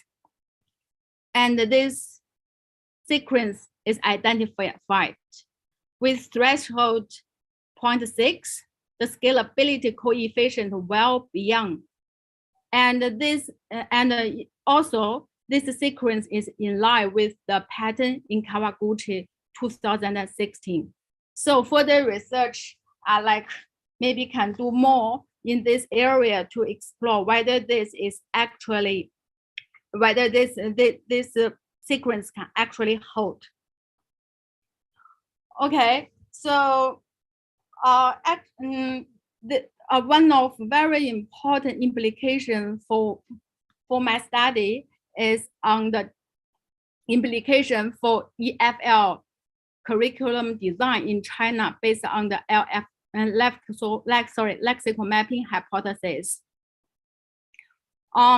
Based on the opaqueness about these learners' passive voice structures, one of the main reasons is can come from learning a topic prominent language to a subject prominence language. Combined with the teachability hypothesis, actually it is suggested there is like implication for EFL curriculum design for Chinese L1 students. First, to develop a better sense of English is a subject prominent language that focuses on structures on default mapping stage. Then expand to grammatical functions other than subject within default mapping. That's default structures at the default mapping and additional argument stage. And at last, add discourse alternatives. That means at a very later stage, started teaching students non-default mapping stage structures. Okay, conclusion. The current study in general consistent with lexical mapping hypothesis in terms of no counter evidence. There's no evidence that show like a higher stage acquired before a lower stage. And it also provides indications for further research directions. I find some intra-stage development, and this need to be this like can be like indicative for future research. And longitudinal study for the cross-sectional research are needed, especially a wider proficiency range at the post-beginner level are needed. And there are also like implications for teaching and the syllabus design. Okay, thank you very much. This is all for today's presentation, and questions and suggestions are welcome.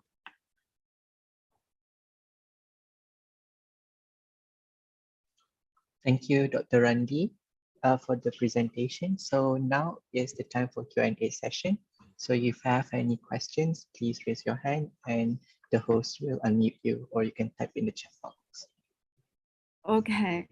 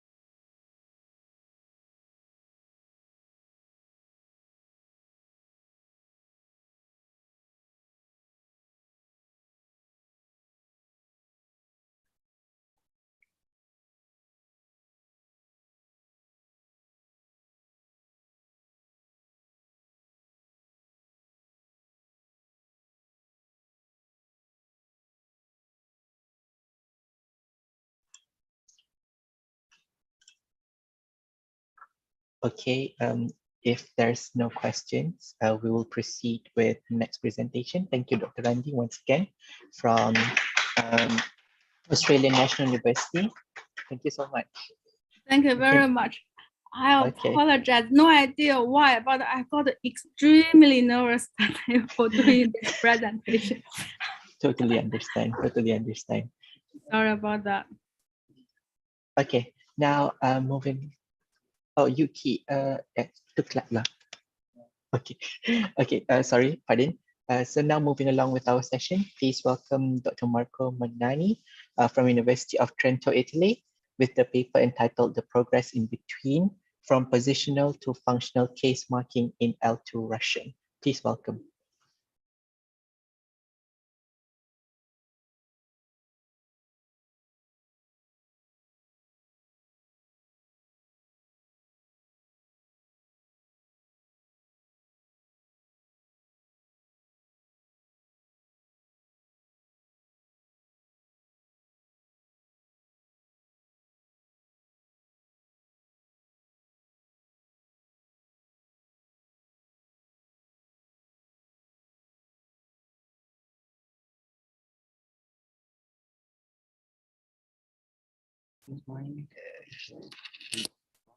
Okay, okay.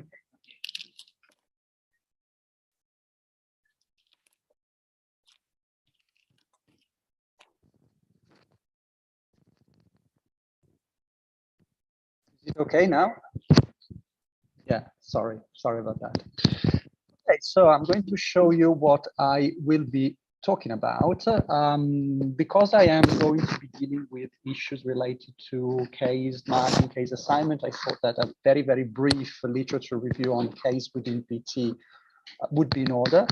Then I'm going to focus on what I think is one of the key issues to be tackled with respect to languages with nominative accusative alignment. I conduct my research in the area of Russian as a second language. So Russian is a nominative accusative language, and that's the kind of area that I will be exploring with respect to case assignment. And then show you what my proposals are, how I intend to deal with the issue that I have identified, and show you some data of learners of Russian as a second language, and then conclude with a few hints. I mean, it's not going to be a proper conclusion, but I hope that some of the issues that I will bring up will generate some fruitful discussion. So more than a decade has actually passed since case has been dealt with within the PT framework.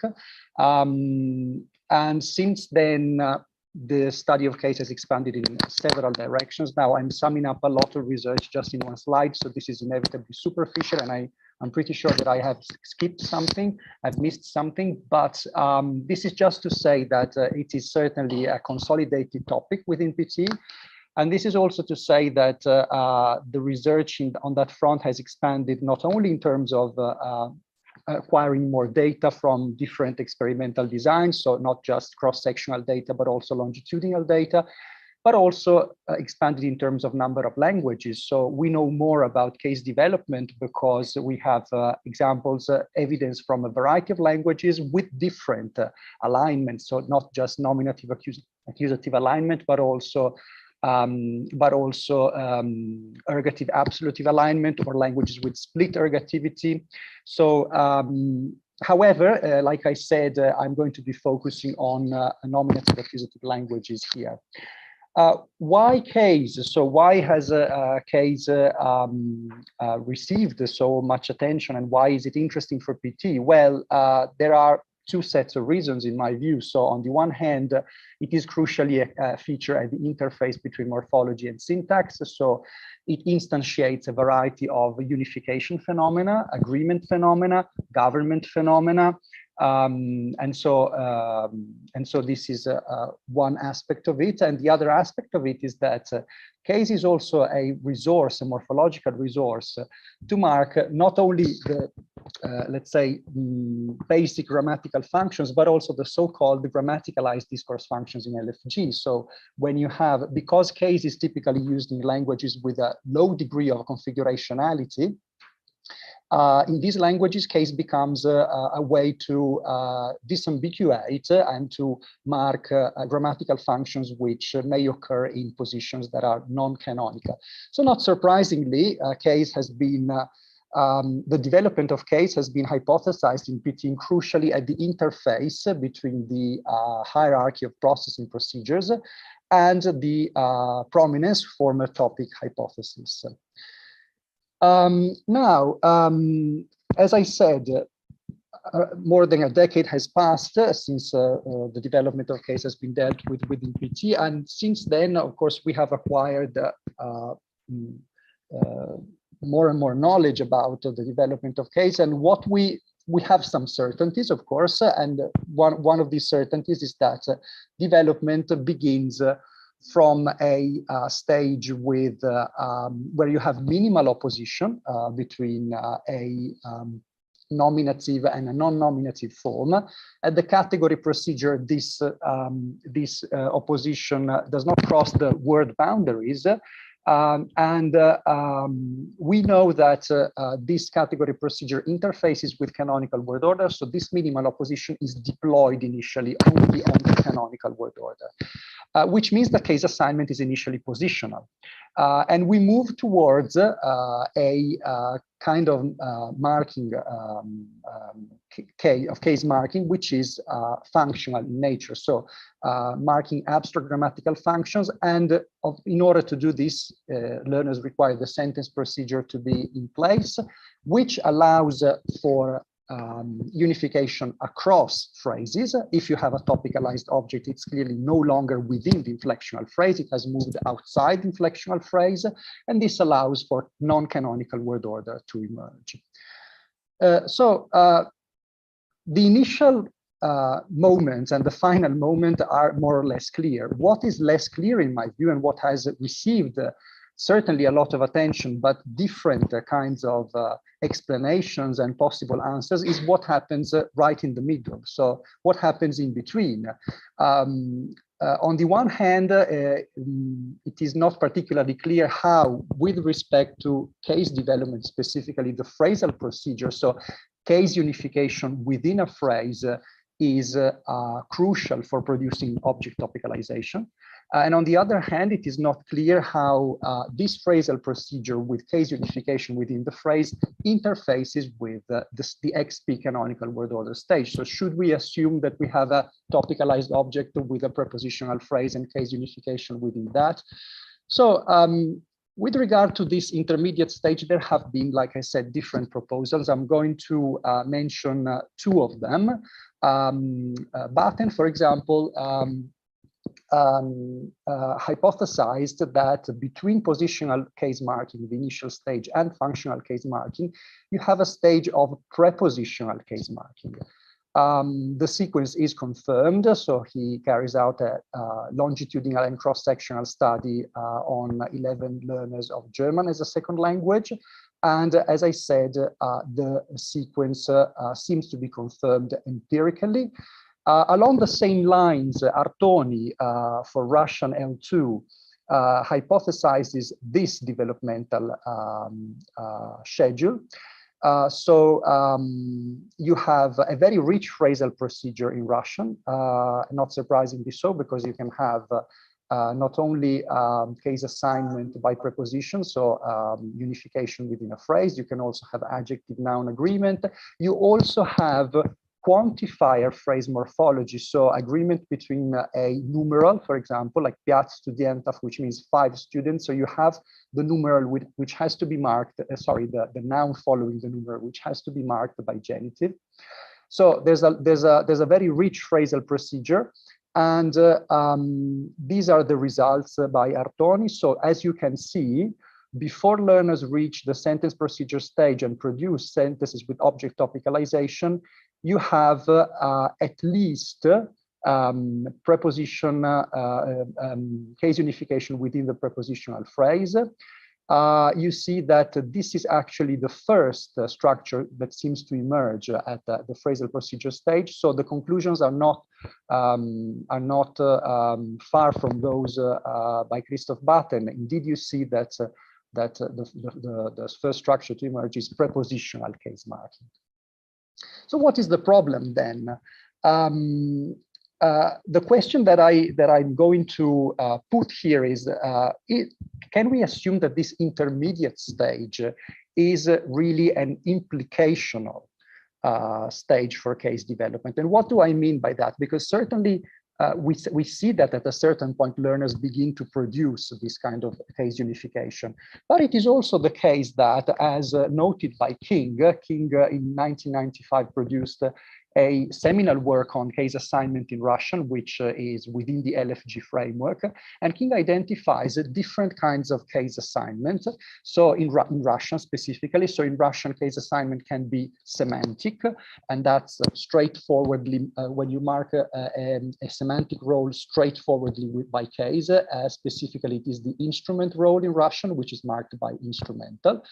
You can have configurational case assignment, which is typically the genitive NP because it has a specific position. So you have a complex NP with a noun followed by another noun phrase, which is marked by genitive.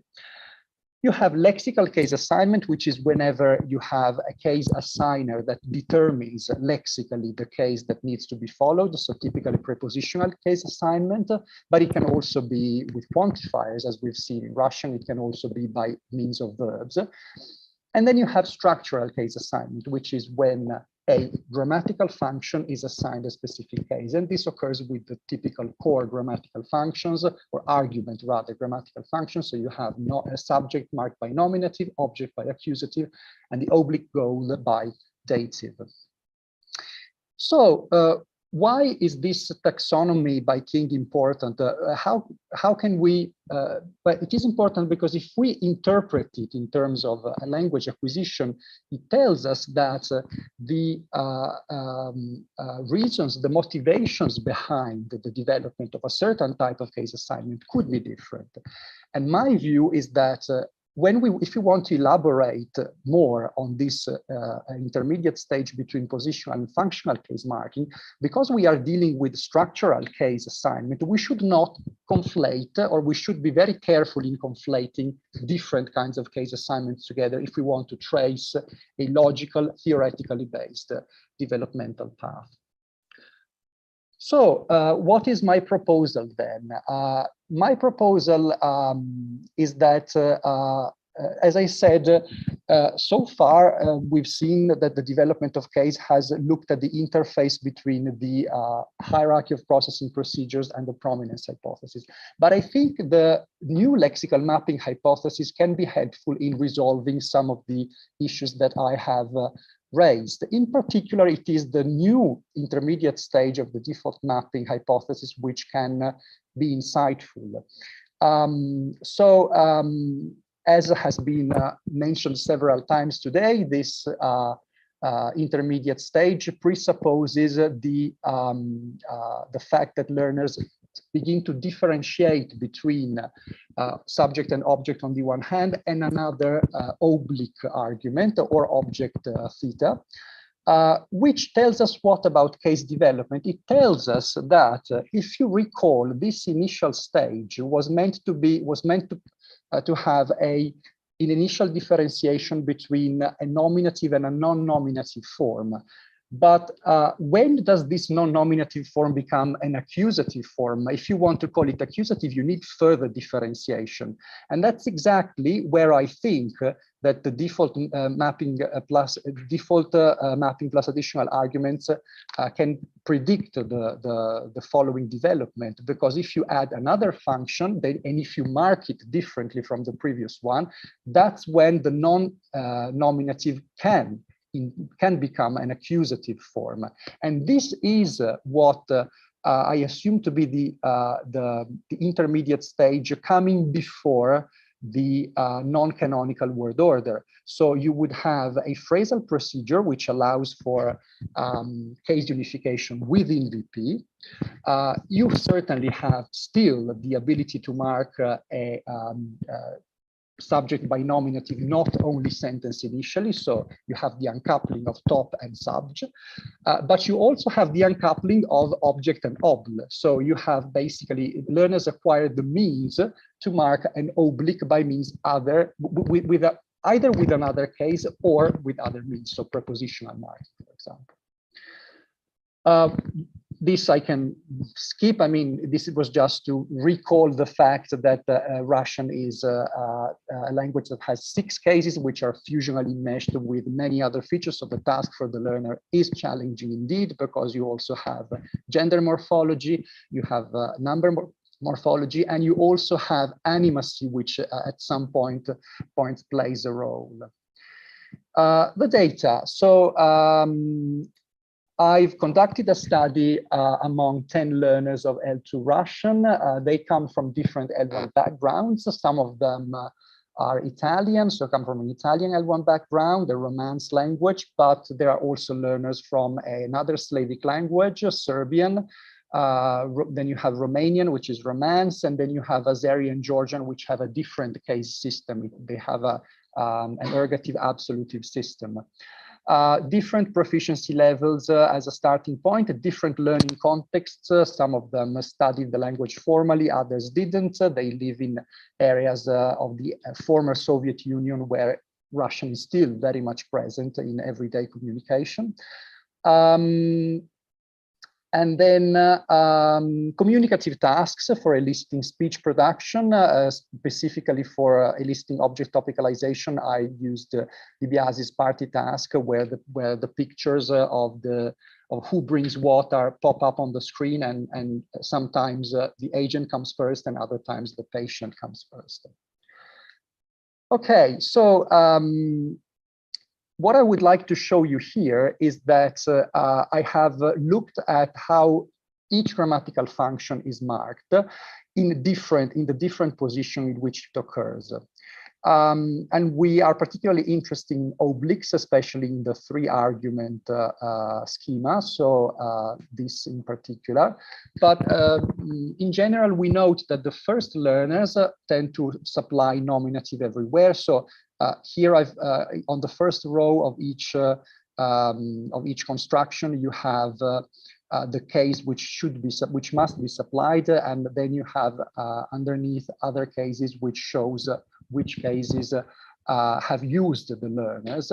So you have overextension of nominative everywhere at the beginning, and then moving on, you see that you have this learner, Len, who supplies an accusative form, but she overextends it also to obliques. So basically, she does differentiate between nominative and non-nominative, but she doesn't differentiate between accusative and something else. So again, I'm going to show you the examples later. You will find that object and oblique are marked by the same accusative case. From this learner onwards, you see a differentiation, which can be either by means of another case or by means of a preposition. And this is the table where I sum up the development. So again, here you see that you have this learner Len, who certainly uncouples the topic subject default association, but as I've just explained, she does not produce any oblique function marked differentially by another case. So it seems to me that this ability to differentiate between object and oblique is indeed something that is needed before learners are able to displace the object in the topical position. And only later, learners will be able to displace also the oblique in the initial position. Okay, so these are just some examples. So I've glossed them. So you have one of the tasks was about the story of Red Riding Hood. So you have Red Riding Hood gives a book to her mom, and in this example you have everything in nominative. In the following one, you have the husband gives the roses to his wife. And you have roses and wife both marked by accusative. Actually, with roses, you can't tell because it's a nominative accusative form, which in target Russian is the same, but clearly this wife is marked by accusative. And then you see some attempts here by the following three learners to differentiate the oblique function.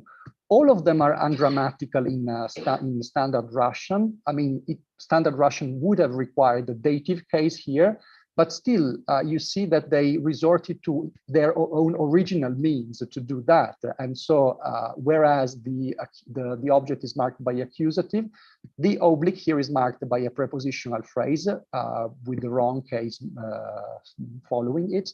And here it's marked by an instrumental case instead of dative. So to conclude, I think all of this, I mean, this proposal to investigate the case development and to look at this possible intermediate stage tells us three things crucially. The first one is that when we factor out a feature, and we know that that's certainly possible in the analysis of grammatical development, but we have to be very careful in not conflating different dimensions. And certainly, if we factor out case, for example, we have to consider all that we have factored out as well. And we have to be very careful in not constructing a developmental sequence which is only data-driven, just because you see that, for example, prepositional case marking is there before functional case marking. It doesn't mean that it is theoretically a prerequisite for producing an object topicalization. In order to sort out this issue that I have mentioned in this presentation, I think the new lexical mapping hypothesis can be insightful. It can tell us, it can provide us some insights to understand the implicational developmental trajectory. And also, case can be useful in PT research as a feature to better understand the interfaces among PT schedules, which are quite clear at the initial and the final stages, but less so at the intermediate stages. And with that, I'm going to conclude, and thank you for your attention. Thank you, Dr. Marco, for the excellent presentation. So now the floor is open to a question and answer session. So if anyone has any question, please raise up your hand or you can type in the chat box. Thank you.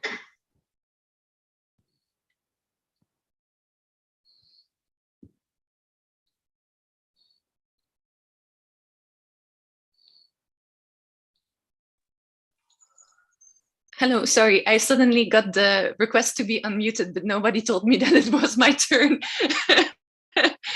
So I was still trying to type in the chat that I had a question. Hi, Marco. Hi. I hope you're doing well.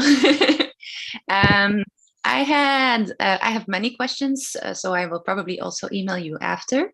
But I would like to know a little bit more about, because you said that the learners had different language backgrounds, and then you had you put them in an implicational scale, but it wasn't clear to me which learners belong to which background, if there were different proficiency levels. Of course, proficiency doesn't always imply that they will do better or worse case-wise, but that's just the interesting part. So it would be great if you could show your data distribution again with a little bit more information about the learners. Yeah, should I answer now, or if you have other questions? Well, I mean, the other questions are more. In any case, I'd rather answer now. Otherwise, I might forget. So yeah. I will email you, so that's okay. The other questions are more qualitatively, but that will. So, I mean, with regard to the L1 background, I had 2 Serbian learners. And they declared to have a B1 proficiency in Russian. The interesting thing there was to see that the L1 certainly played an important role in terms of accuracy.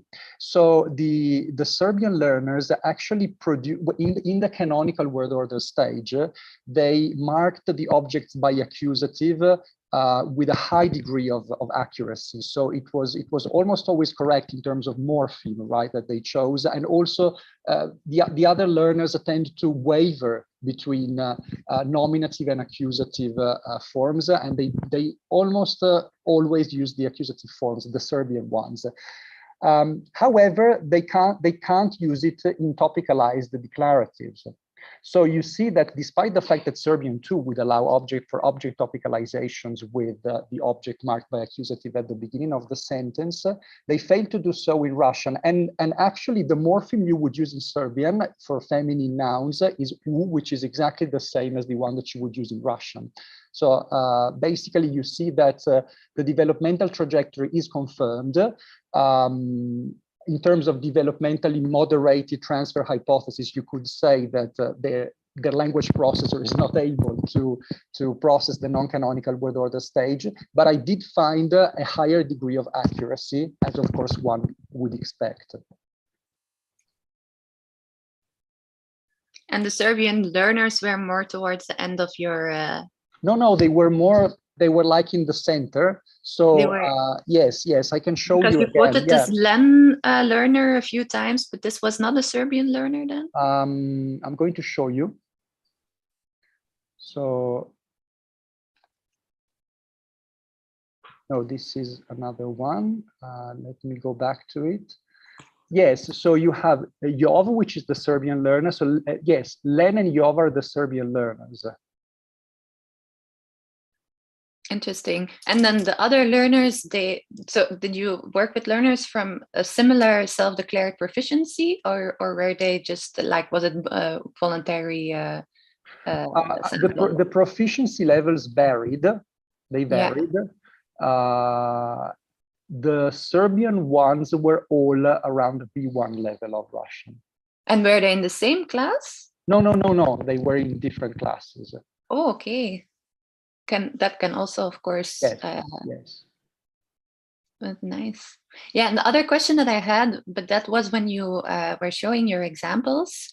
Of course, I don't know Russian, but what I see in my data on learners of Hindi is that sometimes certain, in Hindi there are postpositions and no prepositions, but sometimes they use them, like they instrumentalize the wrong one, but they want to show like something is happening here. And sometimes the linguistic context explains it. So like when you look at the sentence and what they have produced, like in the entirety of what they produced, sometimes you see that this explains which kind of marker they used. So I was wondering if that was the case in your data as well.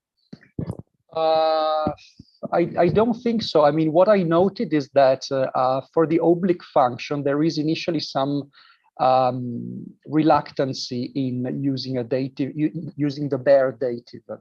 So they would rather use a prepositional phrase, perhaps with the wrong case mark afterwards. But yes, even though this is also where the L1 may play a role, because, for example, the learner Jov, as you can see, does produce an oblique marked by case. And so that's also another area in which L1 influence, positive influence could be there. Cool. I'll send you an email. Thank you. I think that would be the last question for Dr. Marco. So thank you very much for Dr. Marco. The presentation was very excellent. So with that, we have gone through all the presentation in this first part of today's session. So we will now take a 20-minute break before moving on to the next half of today's session.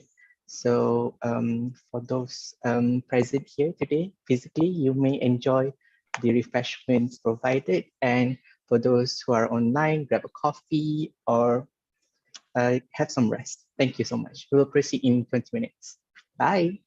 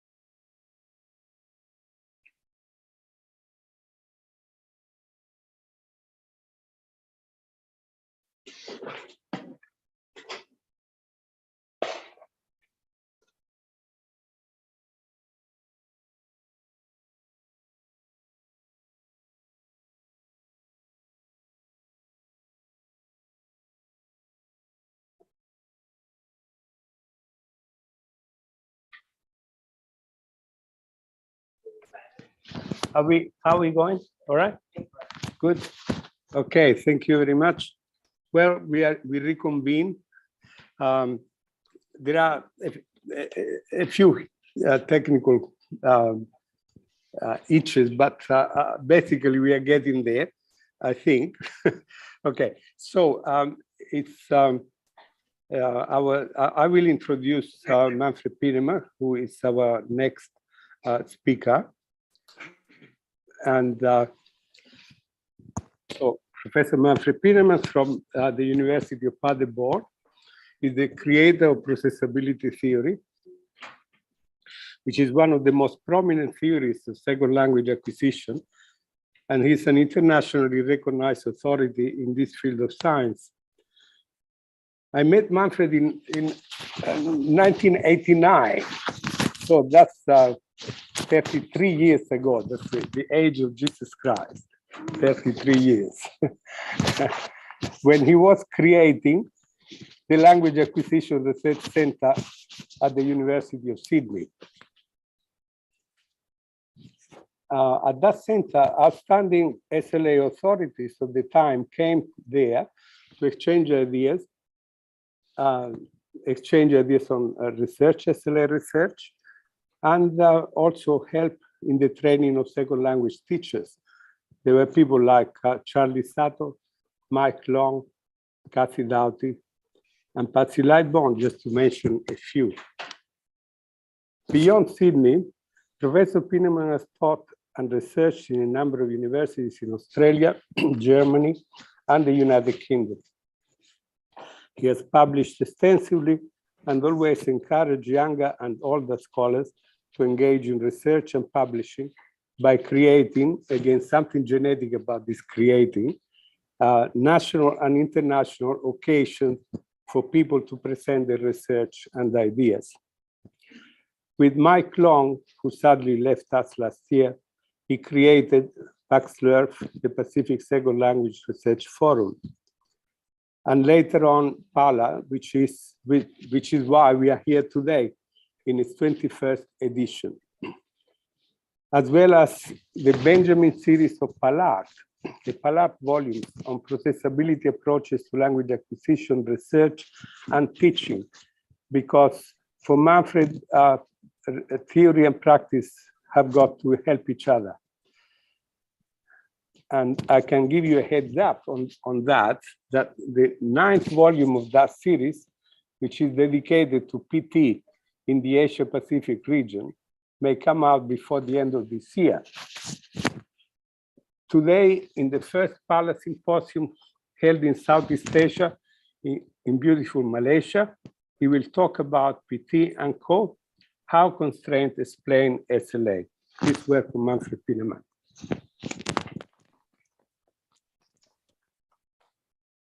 Thank you, Bruno. I hope you can all hear me. Yes, Thank you for your kind words. It's a pleasure to be here. I mean, the word, when I say to be here, it's a bit strange these days. To be kind of here in a Zoom meeting. To be really sure nothing goes wrong, I pre-recorded my presentation. It has the advantage also for Gisela to listen to it if she's interested. So I assume, Bruno, that you will play it back. And now looking at the time, I think it's about 30 minutes long on the topic of explanations and how various explanations have been produced in the context of PT. And I think there will be sufficient time for me to make some additional points as well. And there will be time for discussion later on. So what I suggest is we listen to the pre-recorded presentation, and then I will continue with a couple of points that I would like to make afterwards.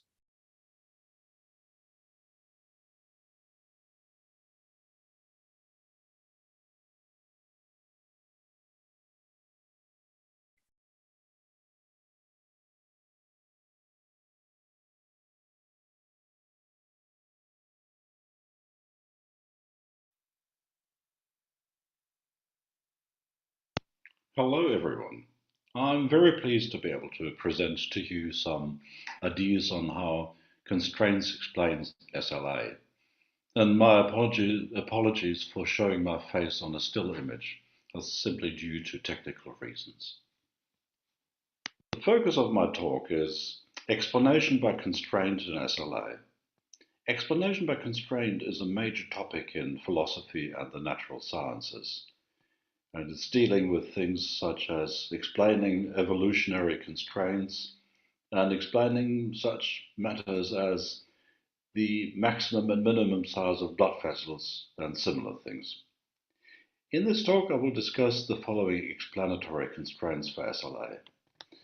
Processing constraints, developmental or evolutionary constraints, and constraints on dynamics. What is a constraint? Let's have a look at this example, constraints on arm movement. As you all know, the human arm has many degrees of freedom, and this little boy got his arm put in plaster, so the degrees of freedom were limited. And we also know constraints on syntax. For instance, all sentences must follow an SVO pattern. I'll talk about this a bit more later. In all explanations, there's always an explanandum, something that requires an explanation. Why? For instance, why do ESL learners initially follow an SVO pattern? And secondly, an explanans, the explanation, the because they cannot process nonlinear argument mapping. And that's kind of summarized in the graph down there, where we imagine a brain and it has a certain structure. Again, I'll talk more about this. The traditional idea of an explanation involves some cause that is external. As you can see in this picture here, the tree is burning because it was hit by lightning.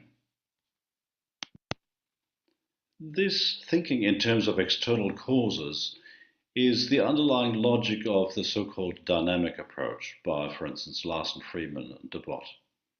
Now, saying this, I don't imply that external causes don't exist. Of course they exist.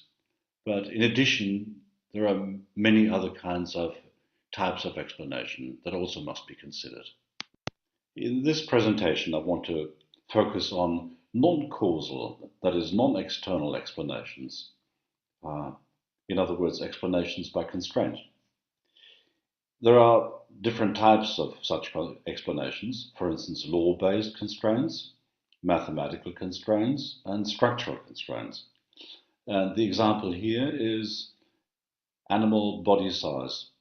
Why is it that animals have a maximum body? Why don't we get animals that are as high as a skyscraper, like you get in some horror movies or science fiction movies?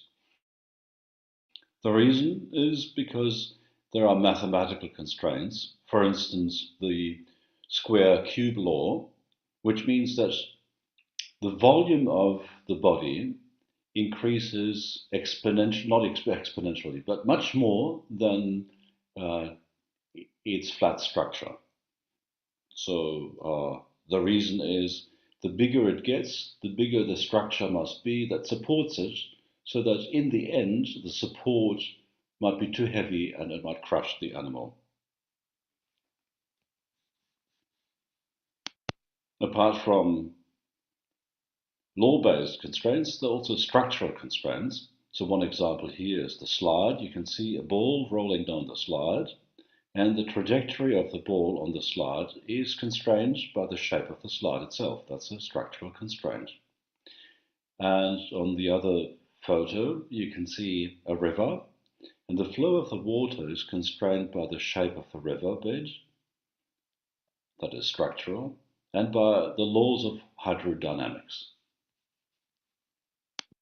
For the purpose of explaining second language acquisition, I will focus on structural constraints, that is, relating to the structure or architecture of the human mind, and to mathematical constraints, in particular relating to the evolution of linguistic systems and the dynamics of linguistic systems. Let's start with processing constraints. The basis of all this is learnability theory, and it basically assumes that there is a great number of potential hypotheses a learner has to test, depending on many factors that can be combined, such as lexical categories, constituent structure, word order, argument structure, and many other things, all of which can be combined in many different ways, resulting in a huge number of possible combinations. Learnability theory is about explaining how input to the learner, given an initial state and a given learning device, can result in the given target language. And the more emphasis is placed on one element, such as the input, the less the other elements have to do. There are some researchers who have been focusing on the input or on the initial state. The argument here was the poverty of the stimulus argument, resulting in the assumption of universal grammar, and the learning device. For instance, Elman assumed a very smart learning device that only requires a poor initial state. Processability theory adds another dimension or another component to this. It basically states that learnability is defined as a purely logical mathematical problem, and that such a perspective ignores the fact that this problem has to be solved not by an unconstrained computational device, but by a mind that operates within human constraints. The processing constraints underlying processability theory are based on the architecture of the human language processor, as for instance envisaged by Lefeld. You can see here there is a conceptualizer that produces conceptual material to the encoder, and this material then gets taken from the encoding process to the lexicon in a particular sequence. And it is this particular sequence that humans always follow when they produce language that forms the basis of the hierarchy that underlies processability theory. As you can see here, the lexical material that is being sent to the lexicon first finds the lexical category upon which a phrasal procedure is constructed. In other words, we get a particular sequence, 1, 2, 3, 4, and it continues further on, starting with the lemma, going to the lexical class, and then the phrasal procedure, and from there it goes on. This hierarchy of processing procedures can be applied to any target language, and here we have a very simple, brief example relating it first to lexical morphemes, because lexical morphemes, according to this hierarchy, are the first kinds of morphemes that can be produced because they're stored with the lexical item. Whereas phrasal morphemes, as in these dogs, require the unification of features between components of the phrase. The effect of these processing constraints is that learners are limited to entertaining structural hypotheses that are processable at the given stage and not beyond. In other words, the learner's hypothesis space is limited by what he or she can process at that stage of development. The processability hierarchy can be applied to many areas of language. Here we're now looking at one example from the acquisition of equational sentences, that is, sentences with a copula. And as you can see here on the left-hand side, there are 6 levels that have been identified, 6 different stages that are predicted by the processability hierarchy. So when you start at the bottom, we're looking at single words, and you will see in a moment there are different trajectories that learners can take here. Moving on to level 2, canonical word order, there is indeed an option for the learner to either say things such as he is here or simply he here. That is, even though there is a sequence that all learners follow, the particular kind of language they produce is not fully determined. The learner has some degree of freedom to choose between different varieties. Now, at level 3, there are word orders such as WH first, where he is, or alternatively, where he without the copula. So the same principle applies here. Now, we'll later talk about the fact that the path on the right-hand side stops here because the learner can't reposition the copula in other places when there is no copula. But we'll look at that later. Now, the important point is that this shows that L2 development is constrained by processability, but the constraints are not deterministic. The overall picture that emerges from this, perhaps represented in the triangle here, which starts at the bottom and goes up to the top, perhaps to the target language. All learners follow the same stages.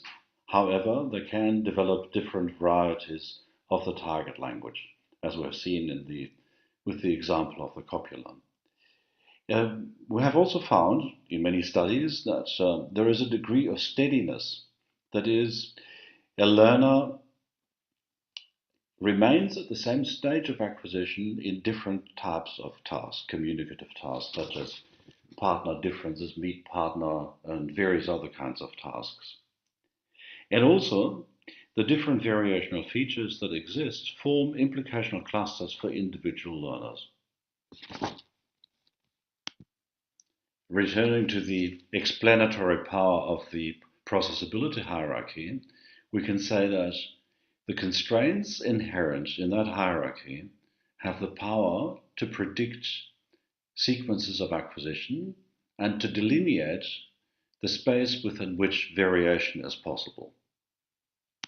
And this is done without recourse to any external factors other than human language processing.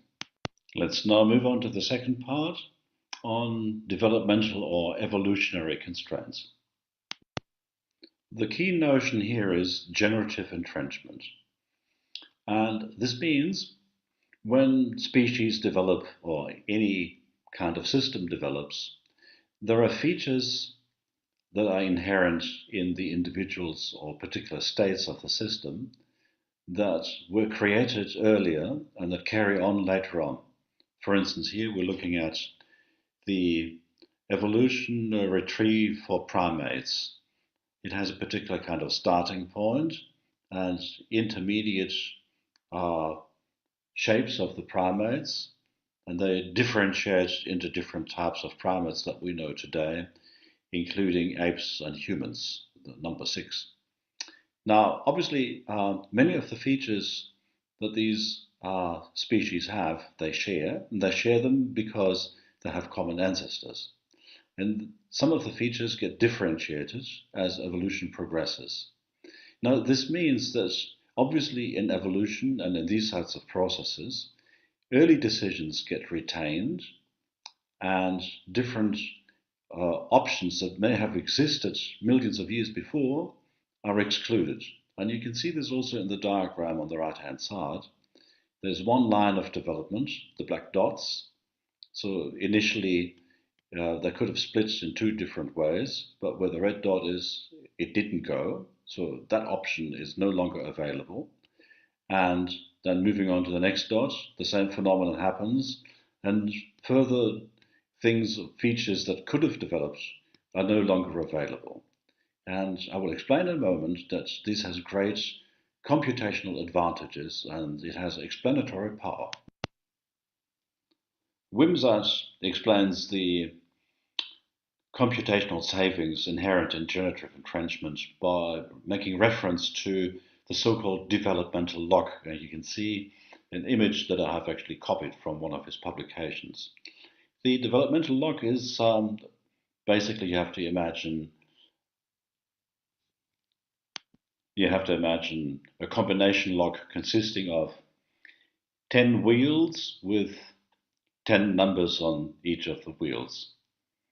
So the total number of combinations, if everything has to be tried and nothing is fixed, is 10 to the power of 10. In contrast, the next log below the top one, the second one from the top, in this log, every wheel that has been placed in the correct position makes a click and it stays in that position.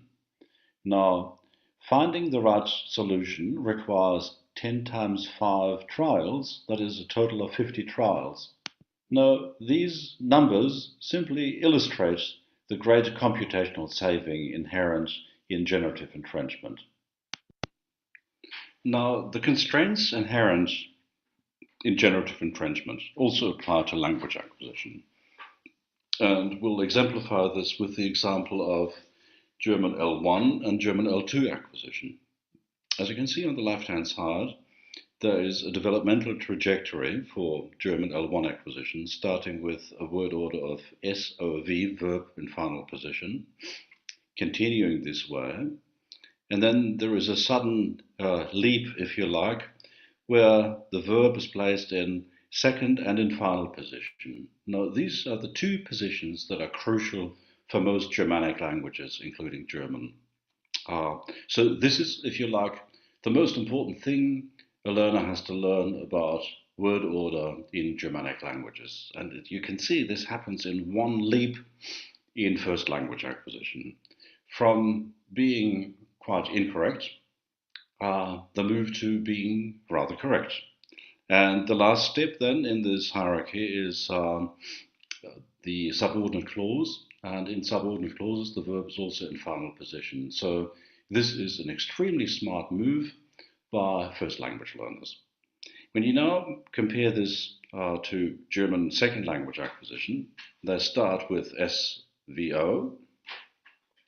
They manipulate SVO a little bit by placing an element in front of it in the next level. And then you can see at the developmental point when in first language acquisition, the two verbal positions, second and final, are required. Second language learners do something similar, but they don't quite get it right. And also at the very end, they still stick to SVO patterns. And in other words, the sequence on the right-hand side is rather messy.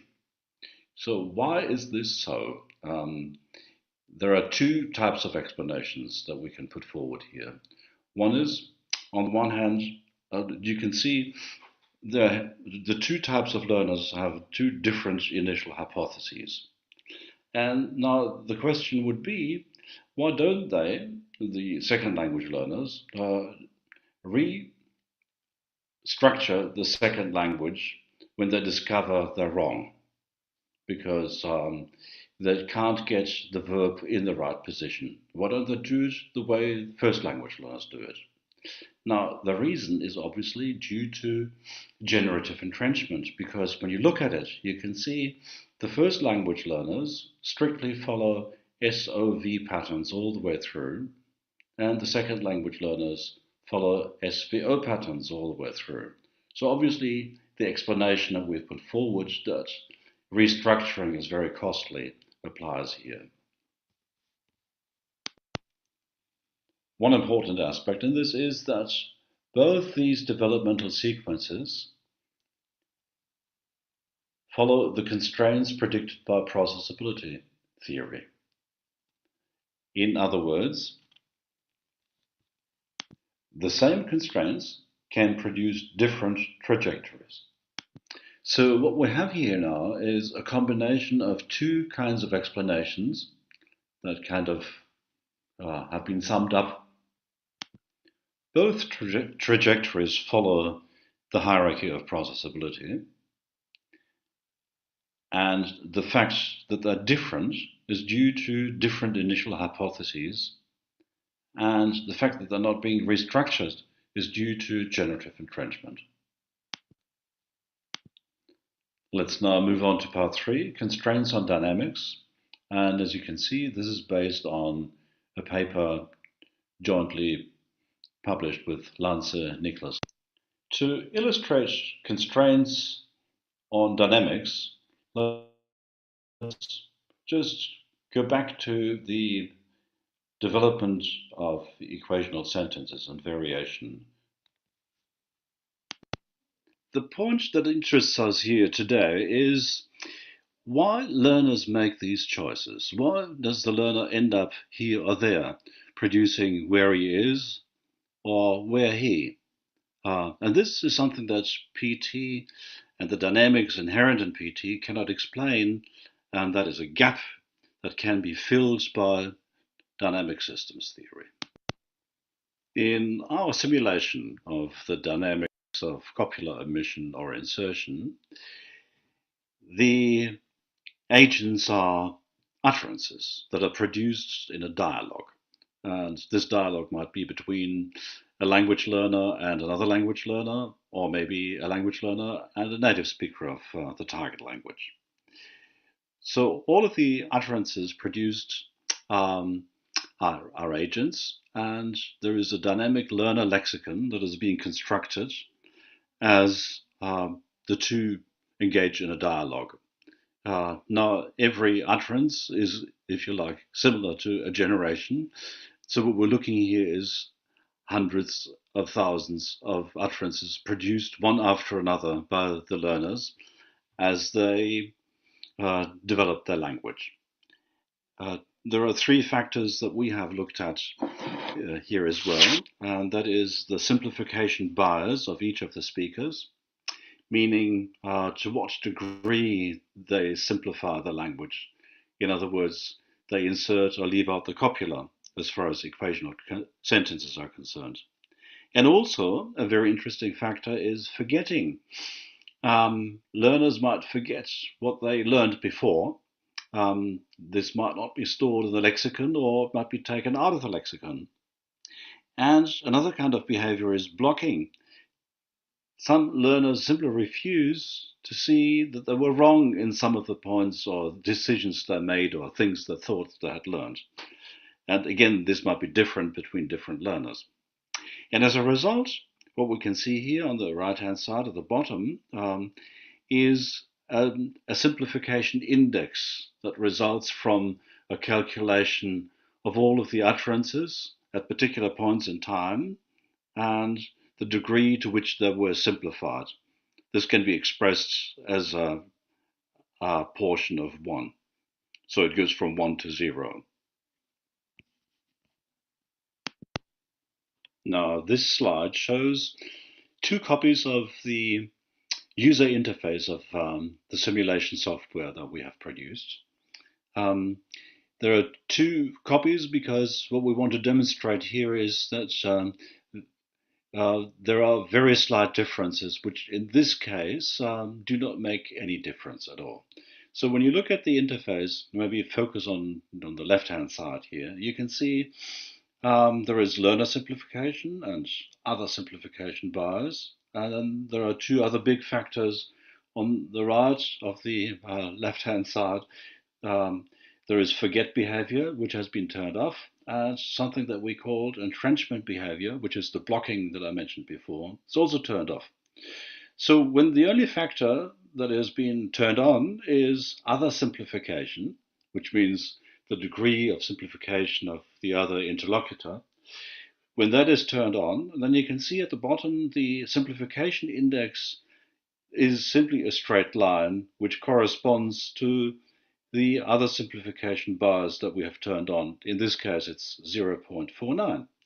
And on the right-hand side, we get the same thing, with the only difference here the other simplification bias is 0.51. And again, this results in a straight line at 0.51. Now, in this simulation, we have turned on the forget behavior, a particular kind of forget behavior. And as you can see, when other simplification is at 0.49, the forgetting behavior of the learner results in an amplification of the small differences in the simplification rate. Over 28,000 exchanges of utterances, it is close to 0. And on the right-hand side, when they start off at 0.51, the opposite thing happens, and the simplification rate goes up to nearly 1. In other words, the forget behavior leads to tipping points in the learner's dynamic system. Without the forget behavior, everything stays the same. And with the forget behavior, over thousands of repetitions, the learner moves to one or the other extreme. Now, the amplifying effect on simplification by forgetting and blocking is so important because what we wanted to resolve is the issue how learners end up on one or the other side of the extreme. In the case of copular insertion, why they produce either where he is or where he, with the end result that in one case development stops there. Up to this point, we have only looked at idealized dynamical systems related to dialogues and the omission of the copula. Let's now look at some real data. In this particular case, this is about an 8-year-old girl acquiring a second language. And you can see on the simplification index, the red dots correspond to the actual rate of copular omission at particular points in time. Whereas the line that you can see here, the curve, is the simulation that is based on particular kinds of values for blocking behavior and forget behavior and a specific initial state. So what we can see here is the curve and the actual rate show some visual matching, if you like. And in a moment, we're going to look at statistics that show how well they match up. The statistics that we used are the root mean square error and the normalized root mean square error. And from this, we calculated a performance score. And as you can see here, the performance score is rated as excellent for this particular set of data that relates to an 8-year-old girl learning L2 German over a period of 1.5 years, which is not bad. Now, this means the fairly close match of the actual data and the simulation indicates that the course of development that the simplification rate has taken in this learner over a period of 1.5 years is due only to the internal dynamics of this dynamic process. And this fills the explanatory gap that we talked about before. We didn't know, this is PT, does not explain why learners make one choice or the other, but the dynamics of the system show that initial choices can be amplified and learners end up making one choice or the other, which then has repercussions for the further development of the overall system. So what the performance score does is to compare real data with simulations and how close they match each other. And we've done this for 5 longitudinal studies that are listed here, and you can see the match ranges between 3 excellence and 2 goods. In all of these cases, we can be fairly sure that there's a fairly close match between the real data and the match. Now, let me conclude with a brief summary. Processability theory describes and formally delineates a so-called hypothesis space. That is, a space within which learners can entertain hypotheses.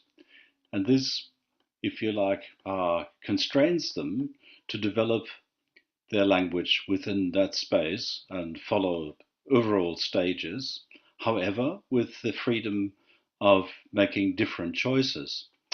But the issue was, how do learners arrive at these choices? And we have seen now that the internal dynamics of those processes, such as the emission of a copula, lead to tipping points that lead the learner in one or the other direction. And this has repercussions for further development. And all of this accumulates for many different variational features, which means that once certain decisions are made, other decisions or further development is impossible. And as a result, there is a zone of non-development at the top right-hand, in the top right-hand corner of this diagram. Now let's sum up what we said about explanation by constraint and SLA.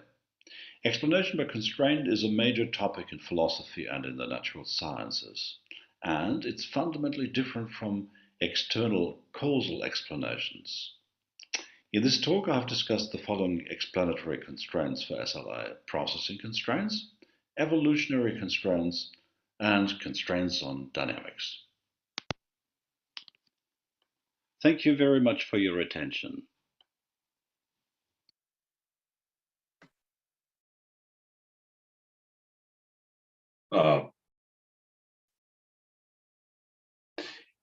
I think there is some time left and I can make the other points. Yeah, that's right. So you wanted to make some other comments as well. Yes. Go ahead. Well, if I may, I think there is about 10 minutes left now. Roughly, yeah. Okay. Now, if you can all hear me, hopefully. The presentation was about two main points. The first main point is explanation. What is an explanation, and how can we produce explanations that that are non-causal? And PT, I have to confess, when the first book came out in 1998, this is now 24 years ago, I wasn't aware of the debate about causal and non-causal explanations. But nevertheless, I conceptualized PT as something that later turned out to be a non-causal explanation.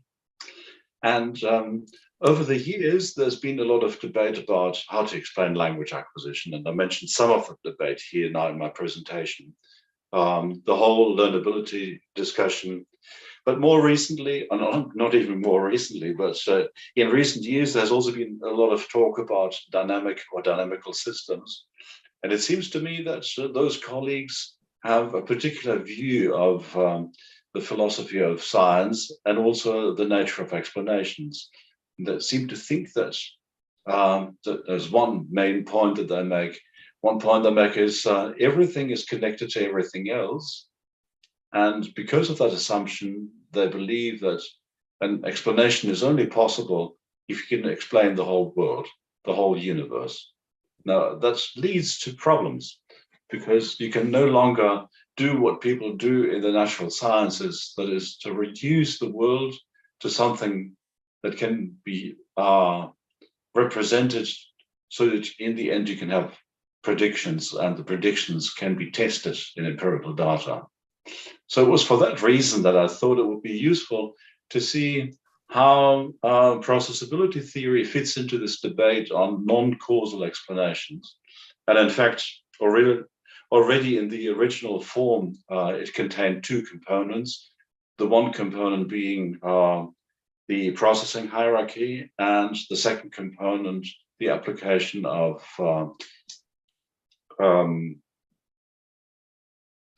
generative entrenchment. And what is new now is the application of dynamical systems. And here we used a simulation, and some people might be wondering, why did we use a simulation and what exactly was behind the simulation? The point is very simple. Dynamical systems are very complex. I mean, they represent complex systems. And there is a certain kind of mathematics behind it that I didn't talk about today. And some linguists find it difficult to access that mathematics. And the point that Howard Nicholas, who's present, and Anke Lensing, my collaborators on this, and myself, that we make is dynamical systems can only be modeled and be used and applied to language and language acquisition if you use the original mathematical form rather than actually diluting it, excuse the expression here, to using simply metaphors. And now the point was, how can this be done? So either you study mathematics, and some linguists have done that, but most haven't, or you use some form that is more accessible to linguists. And the form that we chose was agent-based modeling. So the whole simulation is based on agent-based modeling. Now, there's a computational environment for it. You can take courses to learn this, or you can have a colleague like one of our colleagues here, Frank Lanzer, that I collaborate with, or the three of us collaborate with, and which is a lot easier to handle. As a matter of fact, if people are interested, they can use the software that we produce as well. But the basic point behind the software is this. Agent-based modeling is based on the assumption that complex systems can be represented by having many interacting individual and independent agents. The master example of this is flocking birds, consisting of hundreds or maybe thousands of birds. Each bird is individual and they make individual decisions. And in the end, the flocking behavior is very complex, very beautiful. And if you want to represent by mathematical formulae, that's a nightmare. But it's a lot easier to represent using agent-based modeling. And this is what we've done too. Here in this case, we've used agent-based modeling as a basis for the simulation of interactions between people in relation to the use of equational sentences and how they develop. So we've taken a number of mental internal and communicative internal variables that can be changed.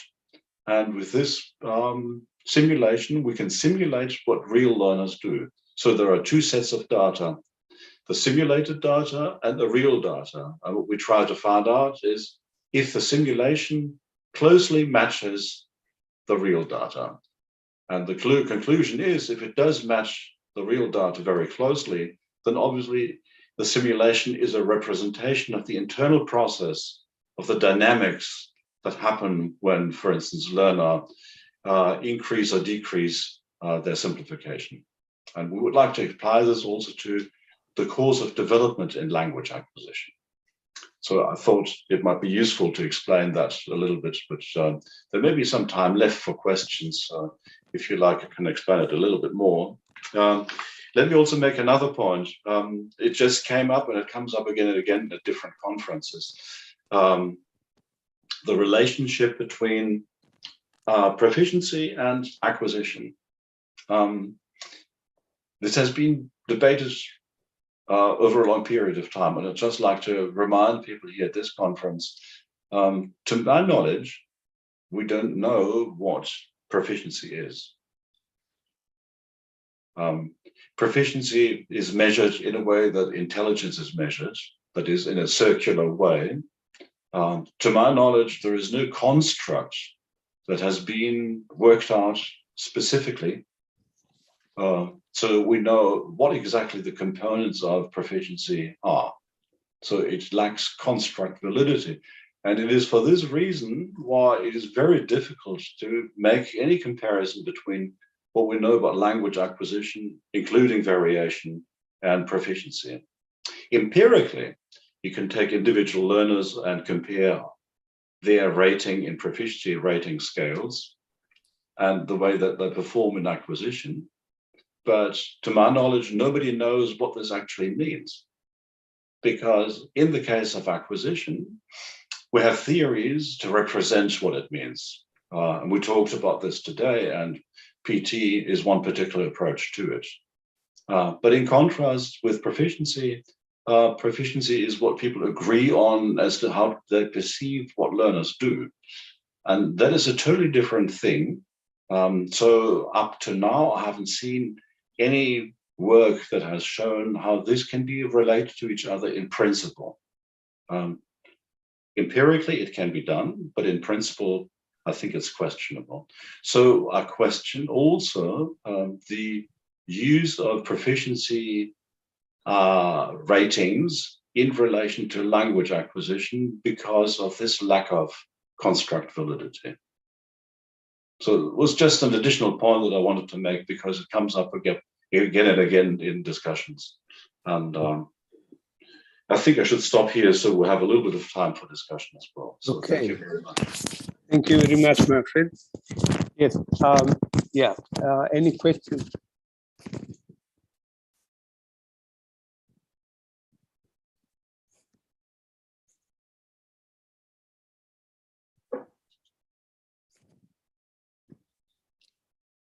It's a lot of food for thought. Here we have breakfast, lunch, and dinner, and the next day as well. So, yes, somebody want? Yeah. Yeah, okay. Hi, Manfred, can you hear me? Yes. Yes. Thank you very much. I was thinking about well, two things. One question is with regard to the initial hypothesis that a learner makes, how much would, for example, a factor like the N1 background affect this choice? I was thinking about the copula, for example. If you come from a language that doesn't have a copula, like Russian, for example, how much, I mean, I'm pretty sure that that would pretty much affect, you know, the choice of starting with the omission of the copula rather than the you know, than oversupplying it. And the second thing that I thought of is that this idea that your initial choice affects the whole acquisition, the whole acquisition process, and determines some pretty strong constraints is very intriguing, and it is also quite scary to me in the sense that, of course, it's basically, you know, that there is something which you're sure you can't do, and but I was wondering how much this can be illuminating for enriching the teachability hypothesis, right? Because you're not simply stating that there are some structures which the learner is not ready to process, and therefore it is useless to teach them, but it is also useful here to understand that once a learner has started a certain path, it is best to know that path. And you know, just for a teacher, I mean, it is important to know that it would be frustrating to begin through to go through the other or another path and make the acquisition process and maybe block it. I don't know, but you know, I think, you know, this is very interesting in terms of even enriching also that area of teaching second languages. Mm. Yeah, thank you, Marco. Very interesting response. I think I need to be brief. So just, I mean, if I was there, you're in Italy now. So if we had dinner together. I'm in Malaysia. Are you Malaysia? Oh, yeah. You are. Well, so you're there, but I'm not there. So I can't have dinner with you. Otherwise, this would have been, we could have actually talked about this a lot longer. So I'll just make it brief. It's really interesting because the term initial stage comes up in different incarnations in this. One incarnation you might remember was the 4 components of the theory of learnability. And obviously, I mean, I don't need to tell you, but I'll just remind everyone, Chomsky assumes a very, very rich initial stage. And that's the whole debate, you know, how much is in this and how much is in that. PT doesn't make any assumptions on the initial state. PT is not a theory that attempts to explain everything. So it's not a complete, if you like, theory of learnability. It's only a partial theory of learnability. And then initial state comes up again also in agent-based modeling and in complexity theory. It has a slightly different meaning there. In that case, in the second meaning, it is a mathematical thing. It's like the starting point. So in our simulation, for instance, we're different. The word initial stage you might have actually seen there. It's actually in the simulation as well. And now, Marco, you seem to have understood that I said the initial state in that case also determines the cause of acquisition. That is not the case. Okay, but there are certain tipping points, and the tipping points are important for the direction that the learner takes. So I think it's important to differentiate these two different meanings here. They're quite similar, but they're not identical. But I'm intrigued by this idea of enriching the teachability hypothesis. You're right, because I think there is something to it. I think being able to identify tipping points would be very important. And I believe that once more people get interested in utilizing simulations that can be utilized for that purpose, to identify the trajectory, it's, for instance, in the development of a variational feature. Is the learner going in the right direction, or should there be some correction, or should there be some intervention there? And I think there is something that can be developed there in that area. So I think I'll stop here. And it's a pity I can't have dinner with you guys. Right. Thank you, Manfred. Alicia has some question too. Hi, Professor Pieneman. I actually had a question that follows up on Marco's question, because I was also very intrigued by the idea of these tipping points. Again, I was thinking about I'm in the final year of my dissertation, so I'm full on in my data, and I was thinking about my own data. And I was wondering indeed about the role of instruction at these tipping points, because I had learners who had private tutors as well, who suddenly performed much better for certain case markers, which was really surprising for me. And yeah, I thought like this made me think like the idea of these tipping points was quite inspiring in that sense. Yeah, so you said that you wouldn't elaborate further, but I would very much like you to. Well, I'm really intrigued by this, because the two of you have novel ideas. I mean, I never thought about this but myself before. Obviously, I thought about teachability and all the rest of it, and I collaborated with Howard and Anke and Frank on the tipping points, but we actually used them the way they're used in the publications that have come out recently.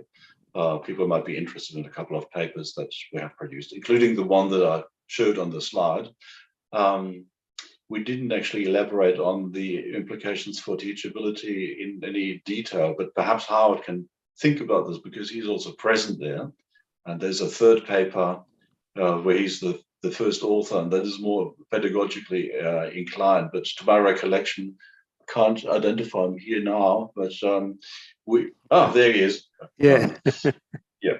I don't know if you want to comment now, Howard, but I don't think that I think it's a very exciting idea to explore this further. That's all I can say now. Mm-hmm. And I would be very excited to think about this further. Because in your first slides, you said that like theories like DST focus on these external causes, and of course, the learner trajectories are also, I mean, there are a lot of different types of learners. You have instructed learners, you have learners who develop in a more naturally learning environment. The ones who use the language a lot, or like what we see with Dutch as an L2 in Belgium, there's big differences between learners who are alphabetical or who haven't learned how to write, who use Dutch a lot, etc. So of course, I very much agree with PT that there are these internal factors that can predict routes of trajectories, but it interacts with so many external causes. Yeah. And yeah, I think that that gives a lot of exciting opportunities for the theory. Yes, I would totally agree with what you're saying here. And thank you for reminding us, there are also external causes, of course. And what we haven't done is we haven't explored in any detail how these external causes come into this. But of course, that should be done as well. So what I tried to summarize today was a research strategy. Rather than getting lost in not knowing where we are and trying to explain the whole universe in one go, I thought it would be better, not only I, but also my co-authors, I think I can speak for them as well. We thought it would be better to try to focus on a number of things that are rather fixed and see which elements are not as fixed as these elements are, and to have a theory that can account for as much of that as possible, in particular development and variation and a number of mental internal factors. But you're totally right. Teaching is an external factor, and it needs to be considered. And the teachability hypothesis was merely a constraint. And I think what needs to be done is to work out exactly what you two are saying now. And I believe, yes, having discovered these tipping points is an important step forward in this. Right.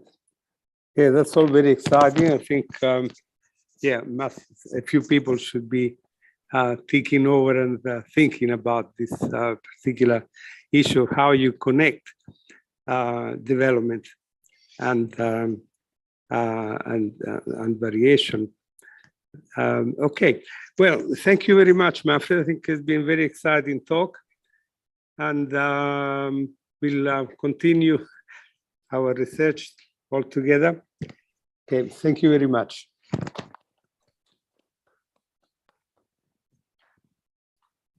Right, so now, yeah.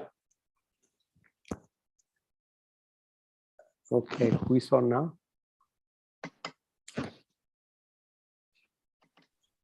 Thank you, Professor Penniman and also Dr. Bruno. And now we'll continue with the presentation from Dr. Håkan Sui from Paderborn University, Germany, with the paper entitled "The Relationship Between Spoken and Written L2 Production."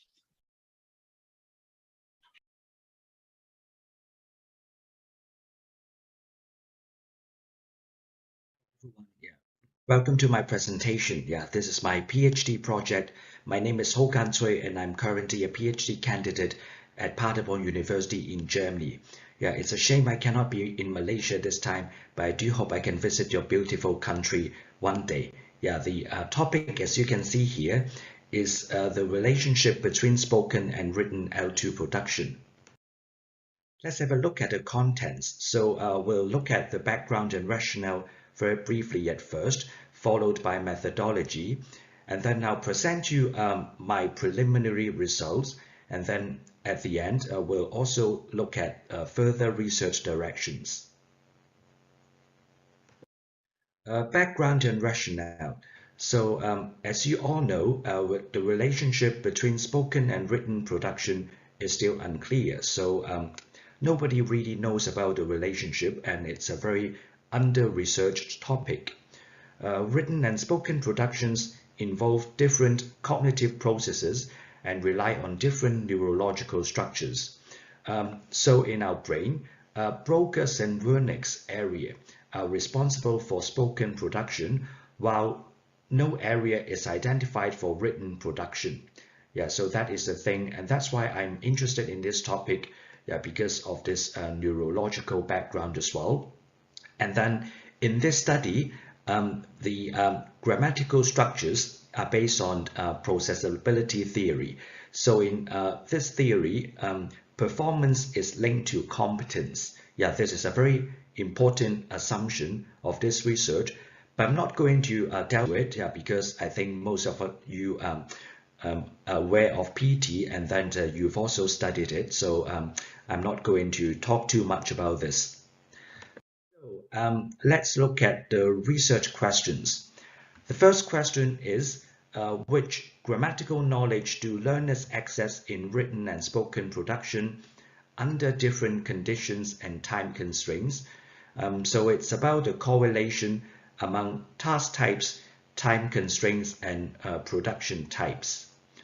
And the second question is, when does the situation arise when learners access the same production process in both kinds of production? So under which constraints do learners produce the same grammatical structures in both written and spoken production? And the third question is, Does the first language play a role in access to grammatical knowledge? So whether or not production varies with L1 backgrounds. So these are the 3 research questions of my study. So how do I do that? So now I'm in the midst of this pilot study. So after the pilot study, then the results will be analyzed, and then next year we'll start with the main project. So in this pilot study, subjects have to complete written and spoken tasks within 24 hours. So why within 24 hours? Yeah, because if you just have them complete the written task today and then the spoken task maybe 5 weeks later or even a month later, then their competence may vary. So they may perform a lot better than or a lot worse. So in order to have the results comparable, we have to do them like almost at the same time or not very far away apart from each other. And the subjects are mainly advanced L2 English speakers from different L1 backgrounds with a few L1 English speakers. For the written tasks, there is an online program. I'm not sure whether you have heard of it. Maybe some of you have even used it before, and its name is SciToolKit. But I'm going to show you some tasks as well right in a second. And the spoken tasks are carried out on Skype. So I'm sure you all know about Skype, especially after 2 years of Corona. Written and spoken tasks take around 10 minutes respectively. Concerning the written tasks, there are 3 tasks, which are reading comprehension, sentence input, and grammatical judgment. And in these tasks, the reaction time is also measured. So there is this function on the program SciToolKit, and that was one of the reasons why this program is used. In each task, there are sentences of different PET levels, and mainly levels 3, 4, and 5. For each task, there are different time constraints. So what does it mean? It means that the subject, for example, he or she has to choose the answer within 3 seconds for 3 sentences and within 5 seconds for another 3 sentences. So different time constraints, and some tasks have a longer time limit, but some tasks it's shorter. And for each task, there are sample sentences before each task, around 4 sentences to help the subjects get familiar with the layout. So we just don't jump to the task first, because even though the subject has read the instructions right at the beginning, they are probably not that familiar with the layout, and then they don't know how to do it. Maybe their fingers are also not correctly placed. So that's why I have 4 sentences for them, just to warm up. The first task, as you can see here, is reading comprehension. So in this task, the subject has to choose the right answer. So for example, this sentence, the father brings the son the ball. What does the father bring? So you know that this is due second position, right? So and then the subject has to choose the answer. And then in the second task, it is sentence input. So there is a sentence being shown, and then the subject has to choose it. So I haven't prepared an example because it's like so also a sentence that maybe in maybe something like with a do fronting as well, like what you've just seen there. So what does the person do? And then after maybe 5 seconds or 10 seconds, 8 seconds, then the subject has to type it without looking at the sentence. And then in this task, task 3, as you can see, is called grammatical judgment. So there are different time limits, and the subject has to choose the answer. So for example, in this sentence, where did the minister eat? So is it grammatically correct or incorrect? And then there will be some grammatical sentence as well. So for example, what the minister do eat, maybe something like that. Then the subject has to make a decision. As for the spoken task, so there are 3 of them, which are picture description, casual conversation, and picture differences. So in picture description, the subjects have to describe some pictures, and then so not very difficult, but daily scenarios like in a supermarket, in a bakery. And then in casual conversation is just to make the subject less nervous, or maybe just to build a relationship with the subject as well. So something very casual. And then the last task is picture differences. So I have a picture and the subject has a slightly different picture, and then he or she has to ask me questions to find out the differences. So they aim to elicit question types mainly. And then so I'll look at the structure to production ratio, which means that, so for example, how many questions has the subject produce, and then I'm looking at these structures, maybe like do auxiliary, do second position, or like the half second position, and something like that.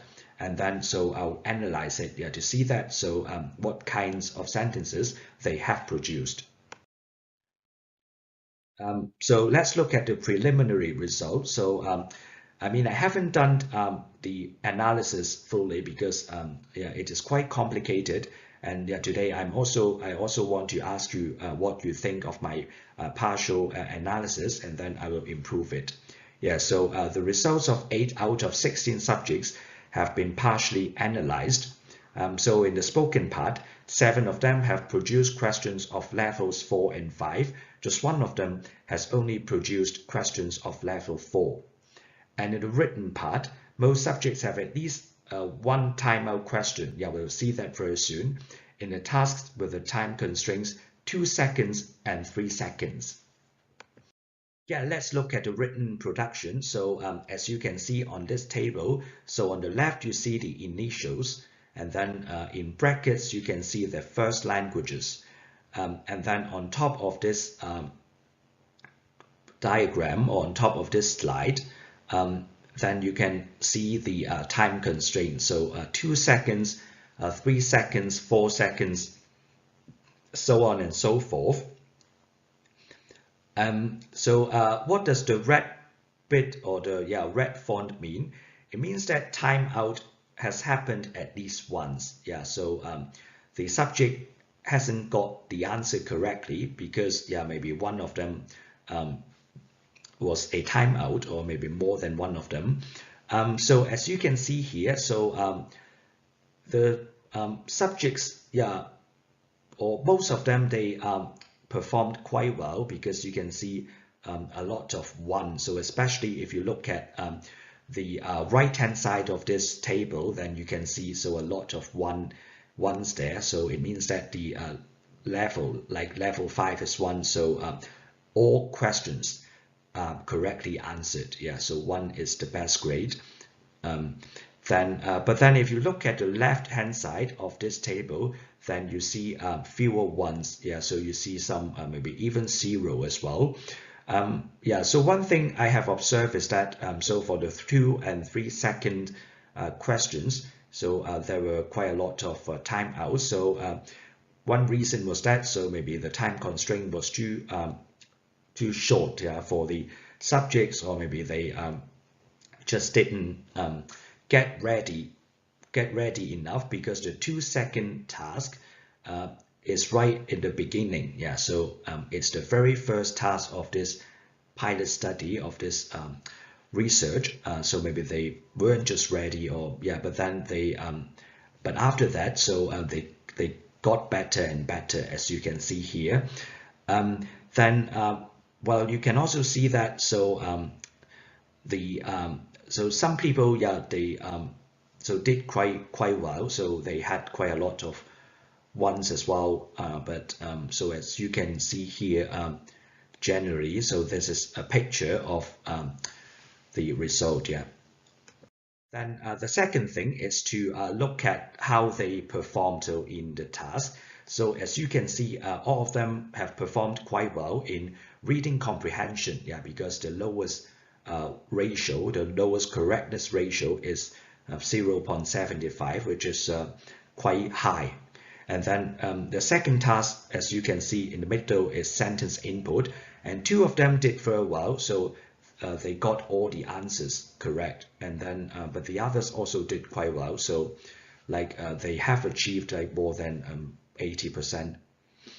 And then the final task is grammatical judgment. So one subject did quite well, did very well. It's indeed, yeah, so she got 1. And then the others, so they also did okay. I mean, so the lowest grade, as you could see there, was 56%. So by one of the subjects having German as his or her first language in grammatical judgment, then you could also see that. And then you can see that, so yeah, the people who got a 1, or a a 1, so in one of the tasks, they also did well in the other 2 tasks as well, like the first one, like JA, and then also like the subject KL, and then also the subject LM, yeah.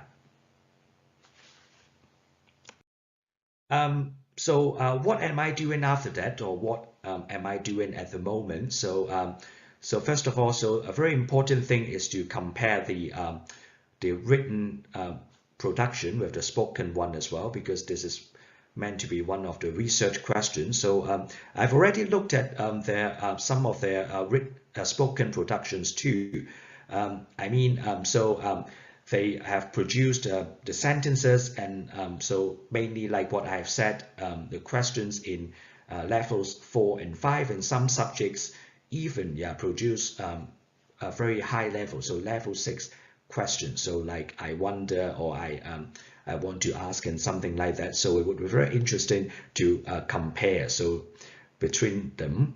And the other thing is quantitative analysis. So to look at the statistical significance of these figures, right? Too. So so after doing that, so I hope to have these figures analysis done by the end of this year, and then they will certainly help me with improving the study, so which is going to happen next year, the main study. And then one thing I want to know is that, are these time constraints optimal? So in my data analysis, I'll also measure or calculate the average time that each subject has used to finish the tasks. So whether these time constraints are optimal, because like what I've said, there were some timeouts as well. Maybe like 2 seconds, 3 seconds would be too quick for some subjects too. And then the last bit is that, do speakers of certain L1s have the same kind of written and spoken production in L2? Yeah, because as you can see in the previous slide, so these subjects have 3 first languages in total, so Cantonese, German, and one subject has English as his or her first language. But then in my main study, I hope to focus on 3 first languages, maybe German, Chinese, and Polish. So these are the languages which I speak, and so I'm interested in looking at the spoken and written structures produced by them, and whether there is a tendency, whether they will make the same kind of mistakes, or maybe they will do better in one task, or do not that better in the other task. So it would be very interesting to look at that correlation as well. As I've told you, now I'm in the midst of my pilot study. So if you know of any people who can help, or if you can help me yourself, then I will appreciate it very much. If you have any comments or advice, please don't hesitate to contact me by email. And so I do look forward to having a meaningful exchange of you, and to learn about your opinions on my research. Yeah, thank you very much for your attention.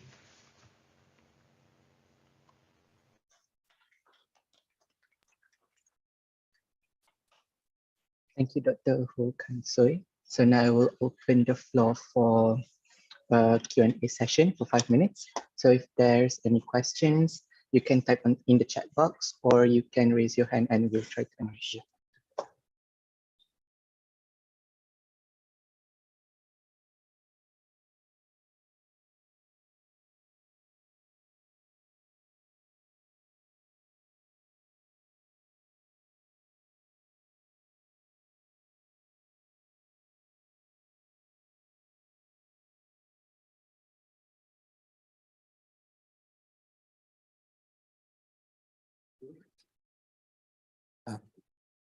Thanks, Cole.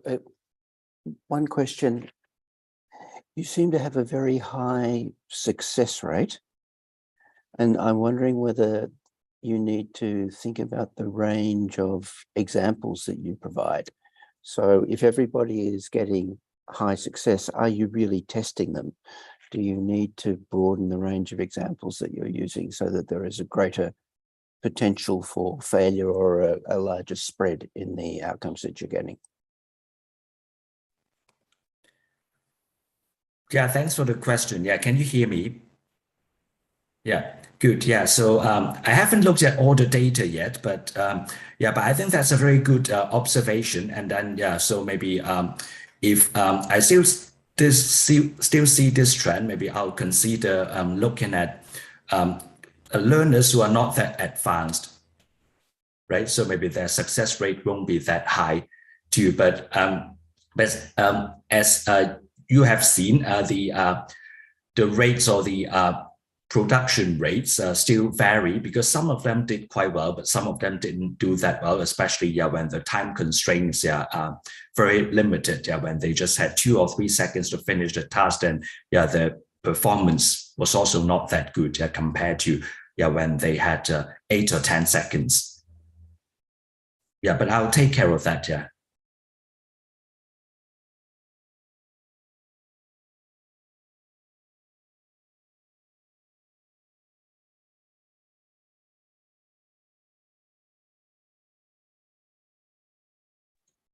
I think if there's no questions, we will end our session for today, unfortunately. So the last question just now will be marking our end of our session today. So on behalf of the organizer and International Islamic University Malaysia, we apologize for any shortcomings that happened today. And we also appreciate all the attendees today online and physically. So have a nice rest, everyone. Thank you. So we will end our session for today.